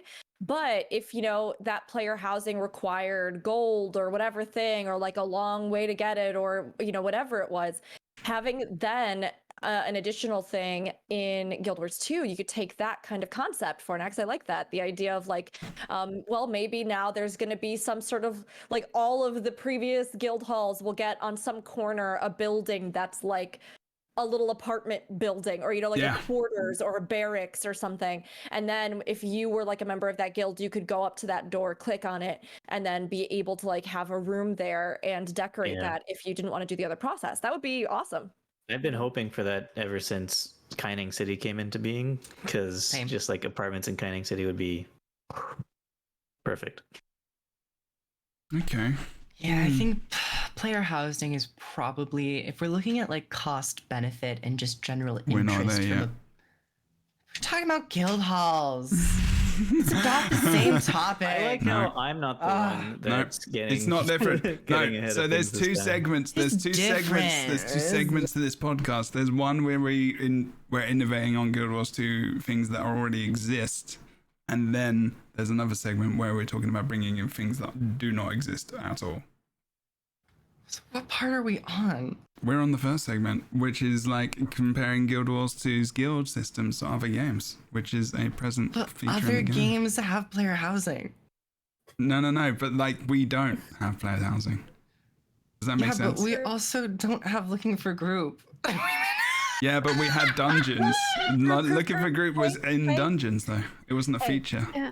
Hey. Yeah, but Daddy, we really want to talk about the We housing. are going to talk we about it. really like the housing. Proof Someone- you are wrong, because Jebro. Oh, Well, you're wrong Okay, because you're I right, wrote the you're damn. I right. wrote the You're damn You're document. right. You're right. No, I'm wrong. It's okay. No, you're not wrong. You're I'm right. wrong. I'm wrong. LFG is part of dungeons though. But we don't have it. Oh no, I'm not gonna think too hard about it. 'Cause Yeah, I'll be it's right good. if I It's think too good. hard. It's good that you shouldn't do that. But this is Jebro's little red wagon. You just let him pull it however he wants to, even if it doesn't make any sense. It does make complete sense for what I have got planned. And also I realized that, time has ticked on pretty fast, so there is going to be a part 3 because I've still not gone through everything. No way. This is a pod. We got podcasts. We can talk. It's still fun stuff. Haven't you enjoyed talking about this? What stuff? else are we gonna talk about? Oh, the are weather. you all having fun? Oh, yeah, no, me too. I mean, I can get other people on. This is fine. Wow. I could replace you so easily, he says. Good. No, you're all very unique and lovely, amazing people. Mm-hmm. Thank you. No, yes, Kriv is right. We are going to talk about housing. I'm going to leave that until the next show because I know that we've got like a few things I did want to cover before. Oh, actually, well, maybe we can start. We've been going for like an hour and a quarter or so, but we said 2 hours. I just know we'll get a little bit way through this and it won't be too long. We'll see how it goes. I'm not sure now. What about, okay. How about guilds? Are we done with guilds specifically? Reckon? Yeah. I think we're good. Sure. Okay. I don't know how interested and how far you want to go down this one. Don't look. What are you doing the sad face for, Kroof? I want to talk about housing as well. You just had a sad face. I was like, what? I did? I'm Yeah, you just confused did. where we're going next. You did it. I think I'm lost. Does your confused face look sad as well? Most of the time. Okay. I'm gonna have so I'm many wrinkles by guiding the time you. I'm 25. Very expressive. Right, sorry, wrinkles. This is someone else. Right, so we are on the current. The trajectory is, well, we're on PvP now, and like World v World potentially. And this doesn't have to be an in-depth thing, but other games that do like World v World or PvP or RVR or RVR Realm v Realm or other ways of doing PvP. Are there other games that you feel like you enjoy more in terms of like MMORPGs wise?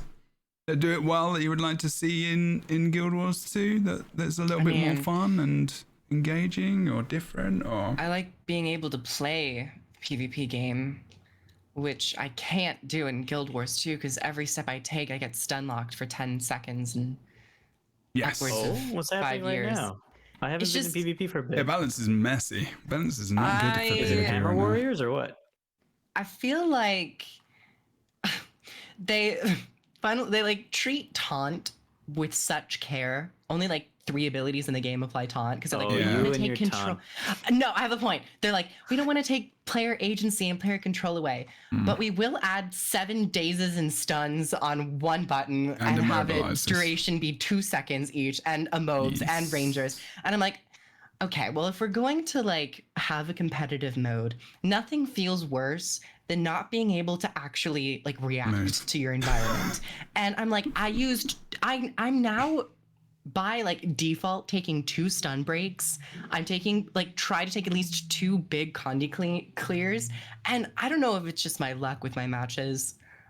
It might be, The but balance is bad at the moment, unfortunately. it doesn't Not feel bad, but- satisfying. Yeah. When you are bombarded with hard crowd control, when we already have very effective soft CC features like weakness, chill, slow, fear, those are, in my opinion, probably enough. And so, yeah. One thing that 14 did recently, and 14's PvP was it was bad. It was Yeah. bad. Maybe not egregious, That's why I didn't but play it it. was pretty bad. But they recently did a full overhaul. And one of the things that I thought was the most clever about this Yes! overhaul was that they did put stuff in like these CC abilities, right? But then they gave every single person some additional universal skills in PvP. So one of them is like, it's like a pretty low cooldown CC stun break. So that like no matter what you have on you, you can use that as a supplement to remove it. There is also one that's like a guard shell, so you can like, you know, pop out this guard shell that for like the duration of time, it won't nullify everything, but it will reduce a lot of damage. One of them is just like a pretty low cooldown self heal, but it consumes like your mana resource, so you know you can only use it this many times. And then the next one, the last one, is like a potion that replenishes your resources, but it has a very long cast time, so like you have to like go somewhere and choose to use it to like replenish or reset cooldowns or things like that. So with that, I actually found that it was so liberating because it doesn't matter now. Like you're going, okay, well, no matter what, I have certain things that I can use to help counter CC stuff, but I always know I have a skill that I can use. Like, not necessarily that it completely nullifies, because again, they can bait you to use it. You can pop it at an inopportune time in a moment when you really didn't need it. And there is a bit of a cooldown on it, but everybody has that now. Everybody has like the same kind of kit. They have their own heals as well. So again, it's not like healers are just getting hyper focused fixated, because everybody has a little something in their kit. And I honestly found that it was really liberating. So I wonder if it would help free up some of the bars. Like you wouldn't have to be trying to bring 5 billion abilities that all just cancel. If we had a couple of skills like that, that would kind of allow you still some room, but to be able to adapt. And we have elements of counterplay with stability, but then there are counterplays to that counterplay where it gets ripped, it gets corrupted, which then leads you to fear. And like necromancers are still pretty prevalent in PvP, and like mesmers can steal boons and whatnot.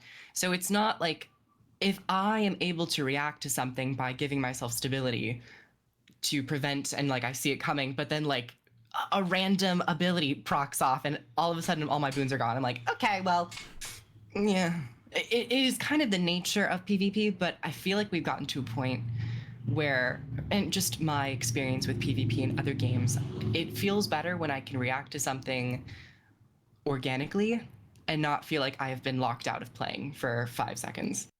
I But have that a being question. said, Sorry, go on. just a point. I want to say, that being said, I don't mind a couple important CC abilities like on elite skills and hide. Jesus. Wow. Oh, it's still going. They also have something to say about it. They agree. They're coming to my aid. But I don't mind when there are some big ticket CC skills. I think those can feel very rewarding from a player perspective. And if I were to get hit by that, I'd be like, you know what? You timed that right. Good job. But it's just like, it's on auto attacks. It's on like abilities that have a 5-second cooldown. Certain builds, they overuse it. So I don't hate CC it like across the board, but it just might be a bit too much right now. Fornax, you were saying? Sorry, I was thinking about what you were saying about like generic skills. I'm thinking about Formula 1 versus Formula 2 in motorsports. So Formula you are 1, going there. Okay, I was like, what? Sorry. That's Well, cool. yeah, I like motorsports. So in Formula 1, you have it's a marriage of technical ability with the car and technical ability with the driver, and you put the two together, and you have the best car, the best driver, you win. Okay, and each team is allowed to innovate, and they're allowed to have a certain number of engines, and you can think of it like traditional PvP. So you have a build that you select, a play style, and then it's all down to your ability as a player to play that skill type. But in Formula 2, which is a division below, the cars look broadly the same, but everyone is driving the same car. So it takes away all the build, all the zeitgeist, all the rest of it. Everyone is driving exactly the same fucking car. They have exactly the same skills. And then it is just about purely how good you are at playing. And would you be happy to sacrifice choice to have better balance, or is part of the fun the choices that you? I know for boots it's probably like the question is, you know, but That's a question I would have. I mean, I have no dog in this race because I give no fucks about any of this, but I'm just interested from you guys' point of view. You have like so with Guild Wars 2, I think Guild Wars 2 generally has like the best systems so that you can focus on your build. You don't have to focus too much on gearing up, right? So you don't have to have that focus. So that's good. So it does give you a lot of options, and I think that's very, very awesome. Whereas on the side of what Rook is saying, with Final Fantasy 14, they actually take a lot of your abilities away, but they give you the very impactful ones on in a way that you think more about their usage. Like you've got less, but you've also got more because you've got to really just think about when you're using that ability. You can't spam this, that, the other. You know, if you're in Guild Wars 2, you're doing a lot of auto attacks with some abilities which are just very, very powerful. You're just hitting autos which also give things like immobilize, and especially at the moment there's a lot of like stuff which is baked into your build which is very oppressive to other people. I really actually enjoy Final Fantasy 14 the way they did it. When it went into Crystalline Conflict, I was like, I need to commentate this game even just once because it's just so fun to play. Like, you know, that was what made me want to play it. And otherwise, I thought Final Fantasy 14's PvP was absolute dog shit. It was so bad. It's the reason I stopped playing the game, because I was like, I need to PvP in an MMORPG to a point. And I'm pretty confident in saying that. It was not great. And it was like just running around in a Zerg, like, you know, and not even world. It was like, it wasn't good or fun at all. But like, in terms of what you're saying, I'll come back to your point, Harold, sorry. For me, it's a mixture of both. If you're able to, I feel like in Guild Wars 2, it's so good to have that craft, because it's like crafting. It's like crafting a build is like something I really love to do. It's what my channel is made up of, actually, primarily on YouTube. But it's all engineer mostly.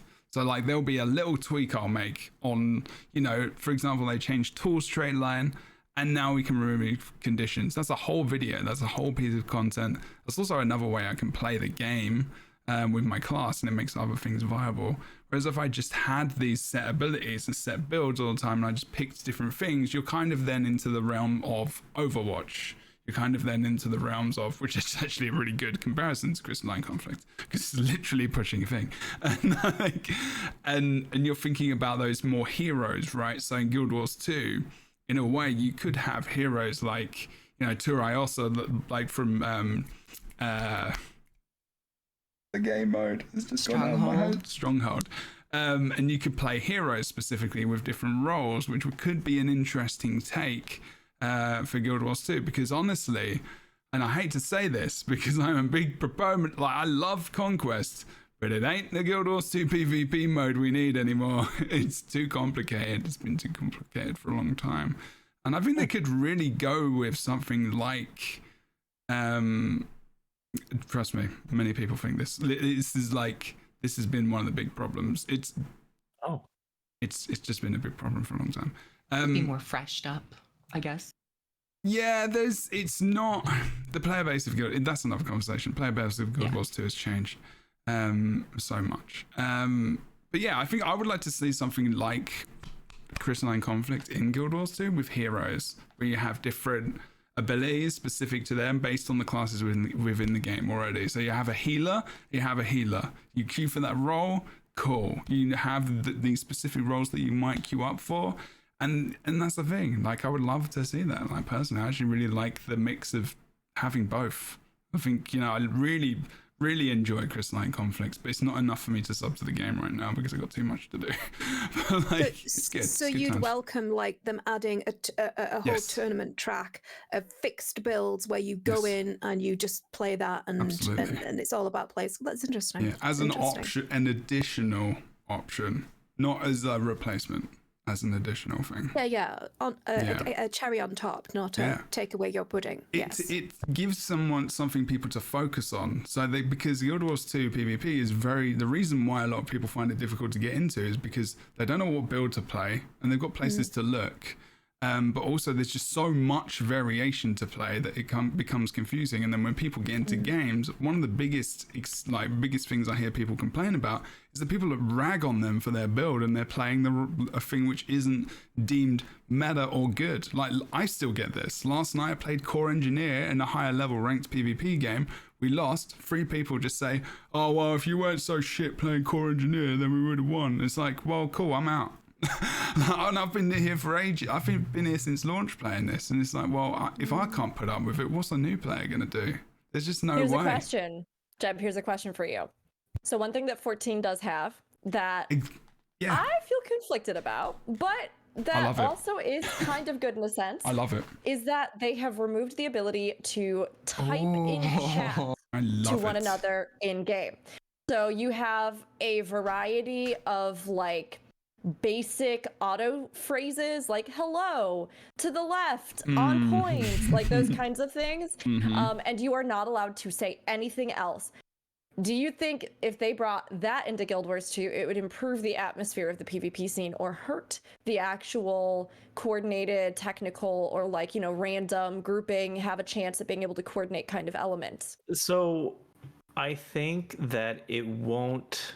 I think it'll hurt the coordination elements a little bit, but probably not too badly, because typing in chat is just gonna you know, slow you down anyway. You can type in chat when you're dead, and that's about it. Most of the people would say turn it off because people are toxic. So, but I don't know if it's going to help the toxicity that much, because I think that people can just type in chat after the match is done and whisper people and be.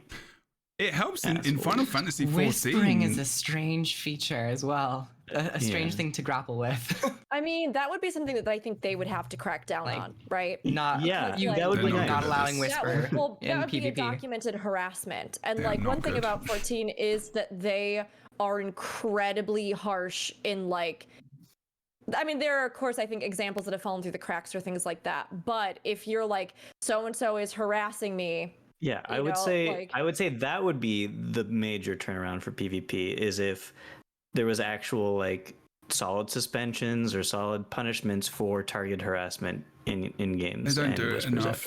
They don't do it enough at all. Yeah. And they really, it's big. It's a big. It really. Do they do that well in Final Fantasy IV? Do they do that? Is that something which they do pretty well? I've heard they can do pretty good. Yes. Yeah.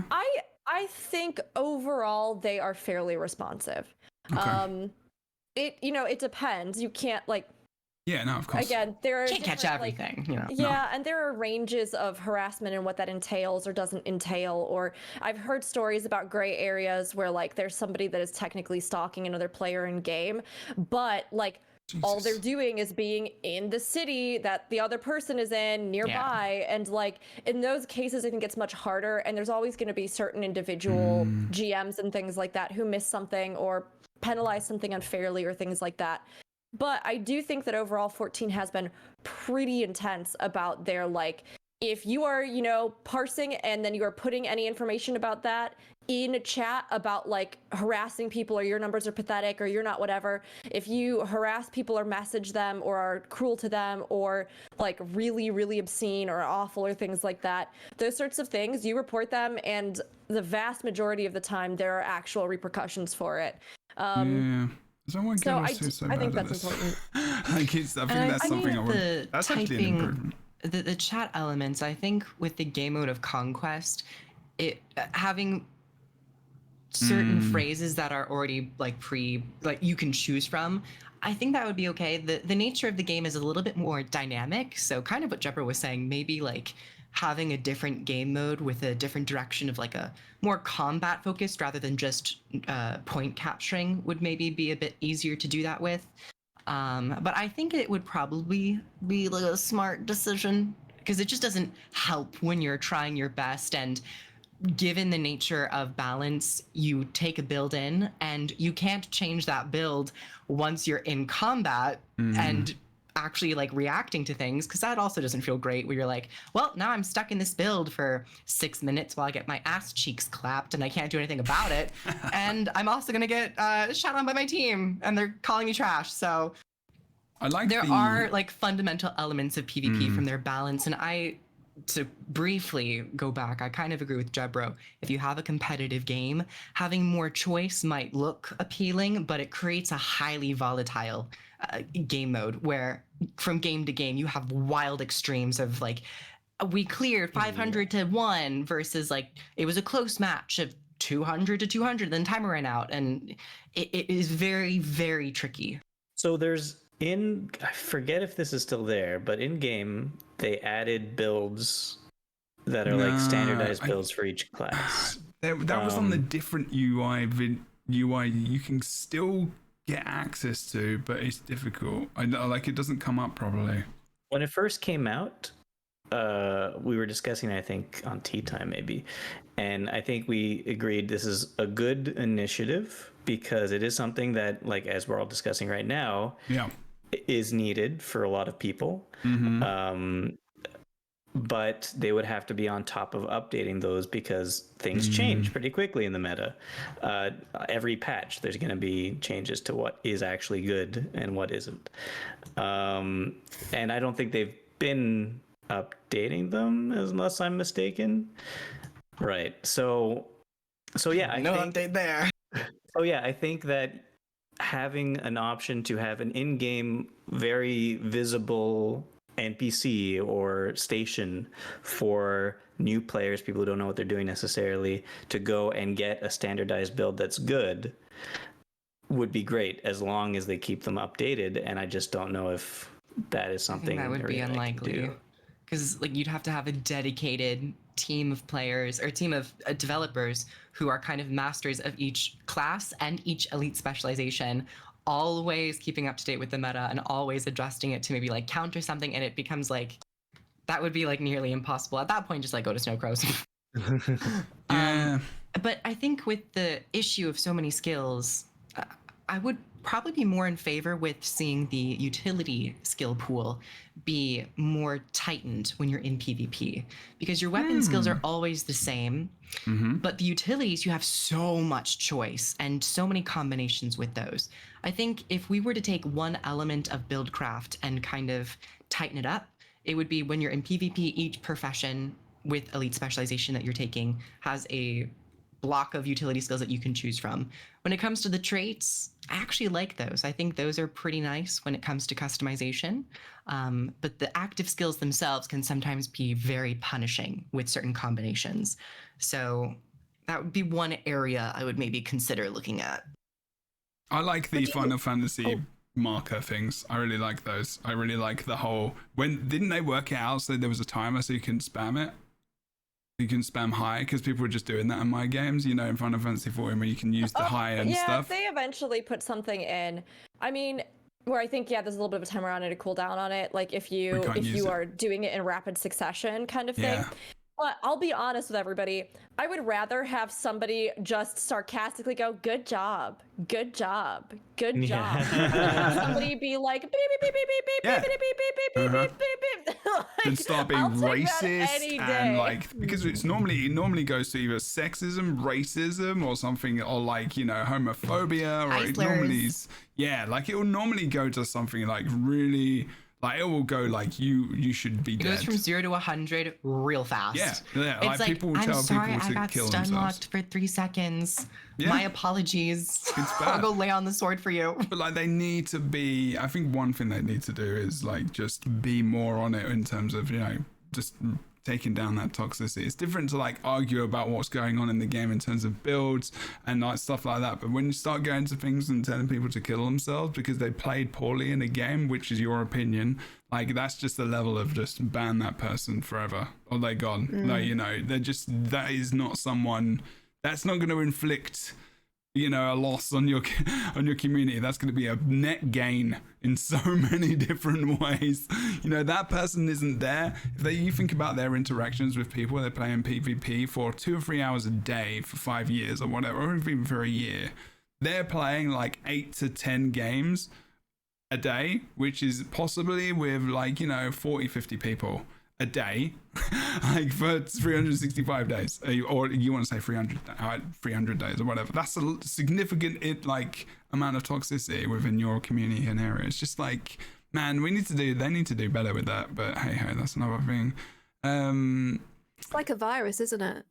It's like it a angers me virus. so much, Harold, like Fornax. It really does, because it has literally happened to me last night. Like I wanted to play one game to get my daily done, and I don't care if I win or lose. I will just do that game, and if I lose, cool, I'm done. But like instantly, like I get ripped for playing Core NG, and then just like ripped for like not doing well, and like I just say like GG peeps, it's all good, it doesn't matter. Like, and people just get really salty, and you're just like, fuck, man. I love this mode. I love the game, like playing the game, but damn. I can't even use the chat, really. Like, we can't even talk about our rotations. I mean, might as well just play a 1v1 game, you know what I mean? Just really unfortunate. And it's not really representative of Guild Wars 2's communities elsewhere either, because even in World v World, it's not that bad. It's very different, like, to everywhere else in the game. Like, you go to that map chat, and here's people talking about Trump, there's racism, there's sexism, there's like extreme language, and I'm just like, dude, it's like 3 p.m.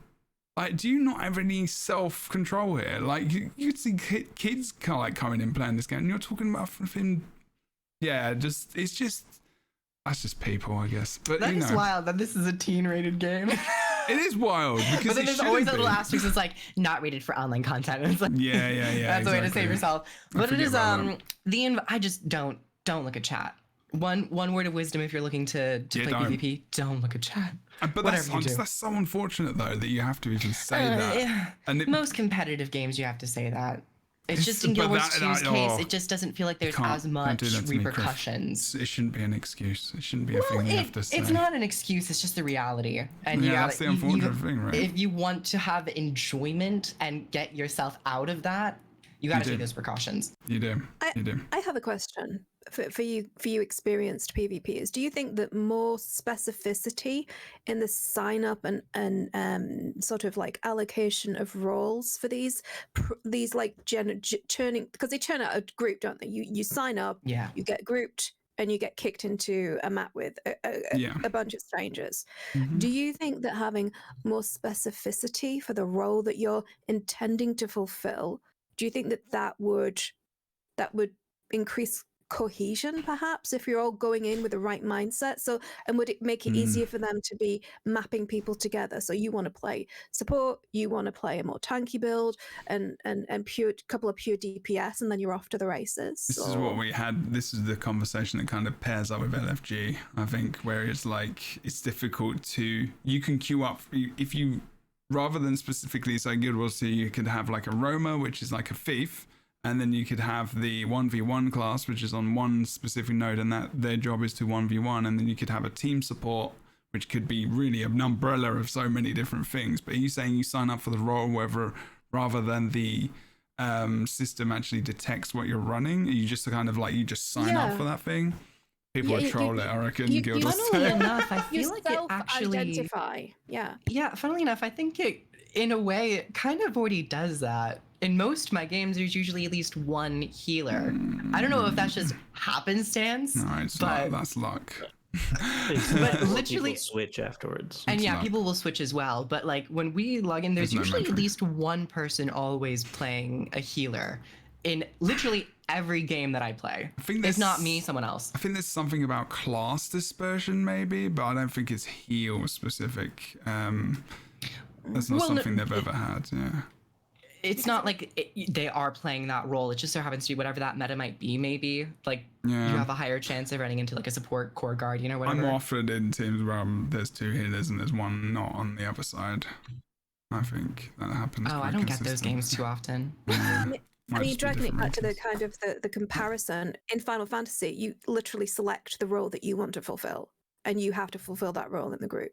In World of Warcraft, you have to sign up as the role that you're intending to fulfill. In dungeons, right? Oh no, in dungeons and in raids. Yeah. And that kind So of I feel like it's in dungeons and PvP. raids, that's something that we talked about in the previous thing, maybe. That is something we would like for the looking for group function.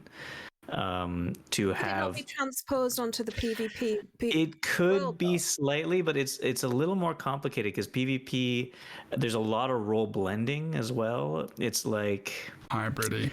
And you're playing the map a lot of the times. It's not just that you are engaging in combat. It's like you have a thief that's just decapping. And like, if we want to consider that a role, that would make it a bit more muddy, which is maybe another point of argument is like, maybe we should have a different game mode. But like, it is it's a very complicated, conquest is very complicated. And then there's a lot of variables to consider. But if it was like, I don't hate your idea, Fornax. I like at least I like attributing yourself to a role would be fine. That is good. Offense, defense, that kind of generic. So at least everyone's sort of like, it's kind of like, it's like a consent. So I'm signing up for this and I'm consenting to do this role, and that's what I'm agreeing to do. And if you don't like it, well, you can, piss off, Yeah, that makes sense. I guess, it's difficult. It is difficult, like Chris says, very right. It's a very intricate game mode. With Final Fantasy 14, it's very specific. There's one main objective, and whereas in Guild Wars here there's 3, and then you've got boons and buffs which you go and get, which change the whole game specifically to that map. Whereas Final Fantasy 2, the reason why Crystalline Conflict works very well is because it's simple. It's just simple. There are those idiosyncrasies which can, put it into a competitive area where you can be good at doing specific things. And rotations, there's still rotations, there's still speed buffs, there's still damage that happens on the map. Rook can tell you all about that. And there's still a skill in it, but it's a very simple concept. You push an objective, and that's what you do. It's like Overwatch. You push an objective, and that stops or starts depending. Obviously, Crystalline Conflict is different because you're pushing and pulling, but like it's just simple, which is why I like it. I like it because I do like Conquest because it is more complicated as well. It's like same. I do love Conquest. It's not like I dislike Conquest. I just think as an accessible thing, it's not accessible to so many people. For a very new player, it's not. Even vets. Even vets. It's a lot to digest. Yeah, I know. I'm still not that great at rotations in Conquest, and I know what I should be doing in a lot of situations, but then like my brain just makes me do something else for some reason. Don't. And then people yell at you. You tunnel vision on people. Yeah, I do it still. But that's why, for example, like rotations in Conquest and the complication of it is definitely why I think role queue for PvP would be very difficult to do. And you can't just say this is my role and I'm sticking to it, and you can't flame me because I'm doing my role. Because people do that though. I know, but it's so annoying. It's so much more complicated than that. You will find any reason to get mad at someone else other than yourself. There'll be that person who just says, all right, I'm going far, and they'll do that all game, and just like, you died 10 times. I mean, you could switch it up, like, mate. I queued up as a side noder, so I'm a side noder, so I'm sticking on home the whole time. Why are you getting mad at me? I'm on home the whole time and defending the point. Could be those things, because you would be more helpful if you come off of home every once in a while. Yeah, you don't need to guard it like, And if you have a bad experience in Conquest your very first times, like if you had a bad experience like 5-6 years ago, guess what? The game mode hasn't changed, and there's no new game modes being added to a ranked system that matters. So you have no reason to come back. You have no reason to try PvP again, because the only thing that's changing is the balance, and that's so volatile, and it's very difficult to sometimes find how to counteract things and keep yourself alive. And I think PvP has fundamental problems of just like, it's one game mode.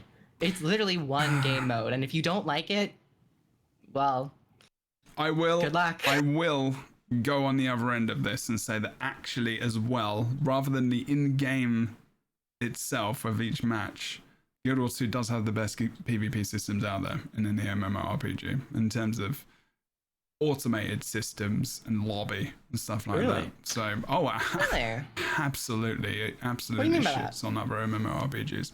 So in terms of... My God, it must be a wasteland out there. Holy shit. No, it's not good. So listen, in terms of this, actually Final Fantasy 14 is pretty good now because they've got Crystalline Conflict, which completely changed everything. Which it was like, you cannot underestimate how ridiculous they turned it around. Like, it is just they just were like, yeah, PvP's in the bin over there, and it's literally getting picked up and burnt, and then we're gonna throw it in the lake, we're gonna dig it up in 20 years and just burn it again. And then they took it out, and they literally just, I don't know what they did, they just brought it back from the dead. and prettied it up, and it's beautiful. It's like, it's just so far removed from what it was. I just cannot even imagine how much work that took. And they can throw money at it and things, like, fair enough. It is really good. And if you have not played, I'm selling another game right now, but it's good. You know, we can do that. We're allowed to talk about good things. Guild Wars 2 systems, very, very good in PvP. One, okay, your gear is normalized. There are normalized stats. ESO, World of Warcraft to a degree, loads of other MMORPGs. You have to farm the gear, the stats, the effects, the loots, the you know, the different sets which give you bonuses and to enable you to be powerful in PvP. There are not many games other than Crystalline Conflict in Final Fantasy XIV that do this, and it is it's the best way to give accessibility to players. It's so good. Level 2, Guild Wars 2, you're in there, boom. You're playing the game, you can pick all the stats. If you've unlocked the expansions, you can pick all the new elite specs. You can even try things out later on in a lobby, in a safe place, to just spam out tons of attacks and see abilities and see what you might want to play later on. Awesome. Then you've got the dummies and stuff in the arena, but you've still got all these other things, like you can check out the automated tournaments, for example. You know, you can use the LFD to get into a group for that, which is actually pretty easy when they happen. Then you can also do things like ranked mode. You can click one button, you get into ranked mode, and when you hit that level, it's all these systems which are very automated and can put you into spots of playing different modes. ESO, there's no ranked mode. It's just a leaderboard, which means nothing. It is literally playtime. There's nothing at all. Crystalline Conflict introduced a good reward track system. They also introduced a leaderboard as well. Very much the same as Guild Wars 2. There's a lot of systems there which are very similar. Not many other MMORPGs have this. WoW's got, not World, but WoW's got a lot of systems which are kind of similar. But New World is a brand new one, and they've only just added arenas, and you have to farm all the gear. They've only just brought up your gear score so it's equal when you go into PvP as well, and that's a brand new MMO. Like Guild Wars 2 system on launch for PvP, they had automated tournaments with tickets that you would spend, and you get gems as rewards, which were real life money rewards, and it was really good. It was bugged and broken.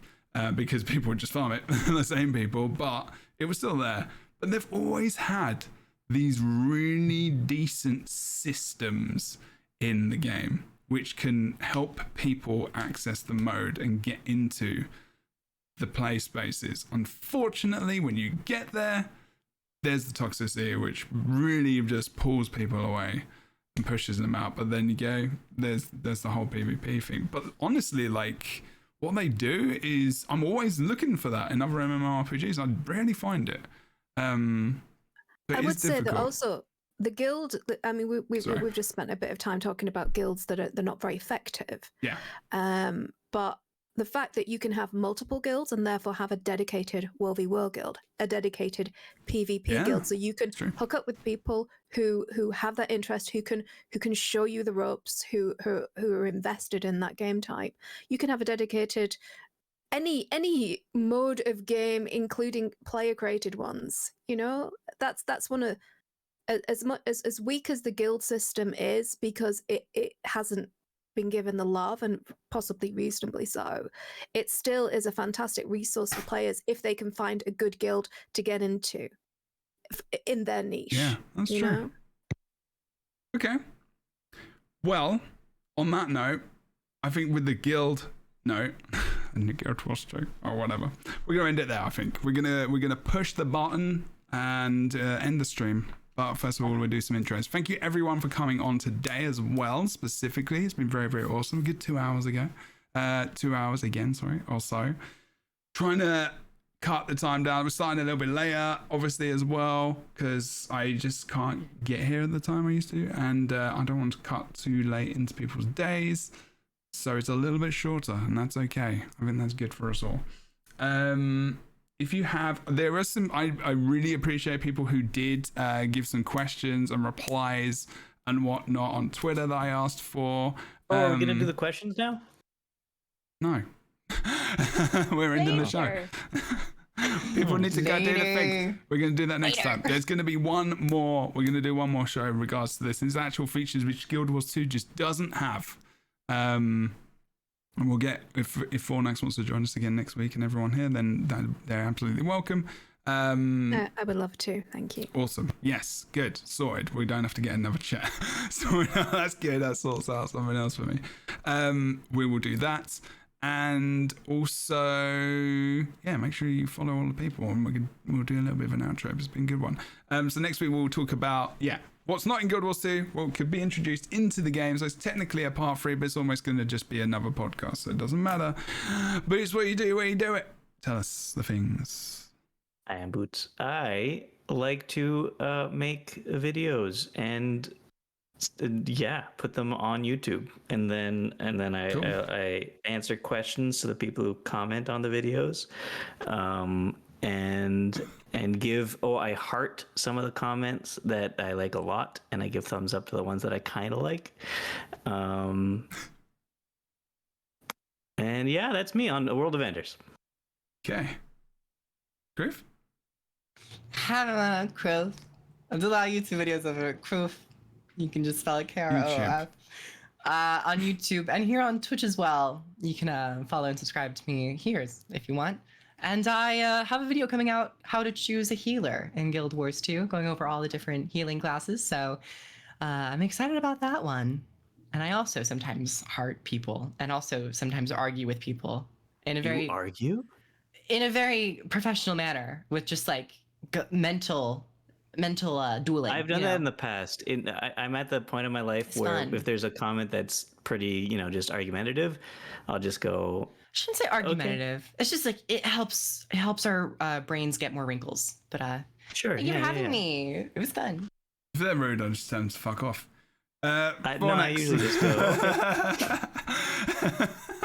I have no time. I have no time for people in my space telling me being rude. If I've created it and they're just being an arsehole, they know they're just going to get told to F off. Thank you, Fornax. I know you probably appreciate that comment. What do you do? Where do you do it? All the things. Yeah, I'm Fornax, the Great Herald. I have a sticker. Look at this. Holy crap. Holy shit. What is happening? Saying the words that I cannot. Yeah, so I make a...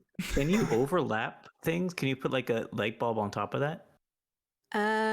No. If I do that, then it will replace it. It's like a body swap situation. Wow. Oh, yeah, it's super extreme. technical. Yeah. Anyway, I make I make comments. I make content on YouTube. Cool. When I don't have food poisoning for a week. Yeah. Food poisoning podcast right now. Oh my god, it was so bad. Oh, I can't even tell you. But yes, go to type Crichton Herald anywhere and you'll get me. Except OnlyFans. I was going to say, I knew you'd say that. Yeah, that's the tagline. Wouldn't that be funny if there was? I mean, just completely like missold someone. That'd be awful. Yeah, that would be very sad. But thank you for having me. There you go. No worries. Thank you. Rookery. Hello, I'm Rook, aka Rookery. You can find me at the Crichton Herald on OnlyFans. And yes. No, you can find me not there. I wish you could. Snaps for that. You wish you could? Okay. I don't know. It could be. I don't know. It'd be fun. I could probably get sued by Crichton though, so maybe not. In the meantime, you can find me. It's yours. It's yours. Take it. Already. Wow, permission given. Consent. Excellent. Consent is good. Consent is great. I'm awesome. So excited. So please look forward to my new OnlyFans adventure. Until then, though, you can find me on my Twitch at Rookery, ROOKURI. You can also find me on YouTube at Rookery, spelled the exact same way, and you can find me on Twitter at Rookery_. Get a little bit of extra spice on the end until I can pry plain Rookery out of Twitter's hands. But whatever we're doing, wherever we're doing, we're probably playing or talking about the MMOs that we love. And I do have some very exciting stuff coming up next week as well that I can't talk about yet, but keep an eye out. You can just tell us. Just tell us. Don't tell everybody, just tell us on the stream here. I can't. It must remain a Is it a secret. stream fit? Is it stream specific? It is stream specific, so keep an eye out for special announcements about something that'll be happening next week. Cool. Okay. Podcast is on every Friday. Exciting. Thank you all for joining us. I really, really appreciate it. Again, spending your time with us on this Friday. Appreciate it. It is the good time of the week. It is the time of the week which I very much enjoy and look forward to, especially with everything going on in the world. Twitch.tv/JebroUnity. Streams are all over the place at the moment. There are lots of things going on all over the place, and I've got to do better with looking after myself, so there's not going to be as many on the weekend and during the week. So there is this one, which is 100% happening on Fridays in one way, shape or form. Normally Saturday, Sunday, maybe during the week a little bit up until my client base is growing a little bit more, but we're doing good in all the places. Thank you very much for watching. Thank you very much for also just watching on the YouTubes and all the things. Please like, comment, subscribe. Do that. Follow. If there's an Apple, if you're watching this on Apple Podcasts, you can actually do a review of the Lightbringers and say, you know, it's a great show. You should go watch it. Also, big shout out to my friends at I'm trying to remember what their podcast is called now. Legends. It is Legends of Tyria, right? Yeah. Yeah, I've known Cash Jibs for a long time from ESO as well. They're really, really good guys. They actually talked about the Lightbringers on their recent podcast, talking about their first episode, saying how awesome it is. I actually had them on a ESO podcast when I was doing the podcast there, because they were huge and their thing is podcasts. So I'm going to put a link in the description for them, because I'd love to promote those guys. They're really awesome. Yeah, it was a good episode. Yeah, they're brand new players as well, and they're just a bunch of guys having a laugh talking about games. They're a little bit older as well, so there's a little bit more like, you know, I don't know. it's just a different vibe, that's for sure. It's a good pace to it as well, and they've been doing it for a while. So go and check them out. I'd appreciate that. Good fellas, and they were just enjoying the game. New players as well. So if you're a new player watching this and you'd like to follow their journey, please do that. And appreciate that shout out as well. So thank you very much for watching. Take it easy, everyone in the chat. Have a good rest of your day, weekend, and all the things. And I'm going to try and find the outro. There we go. Okay. We'll see you next time on the Lightbringers podcast. Tune in at 1 p.m. ish Pacific. Twitch.tv/JebroUnity. Bye bye.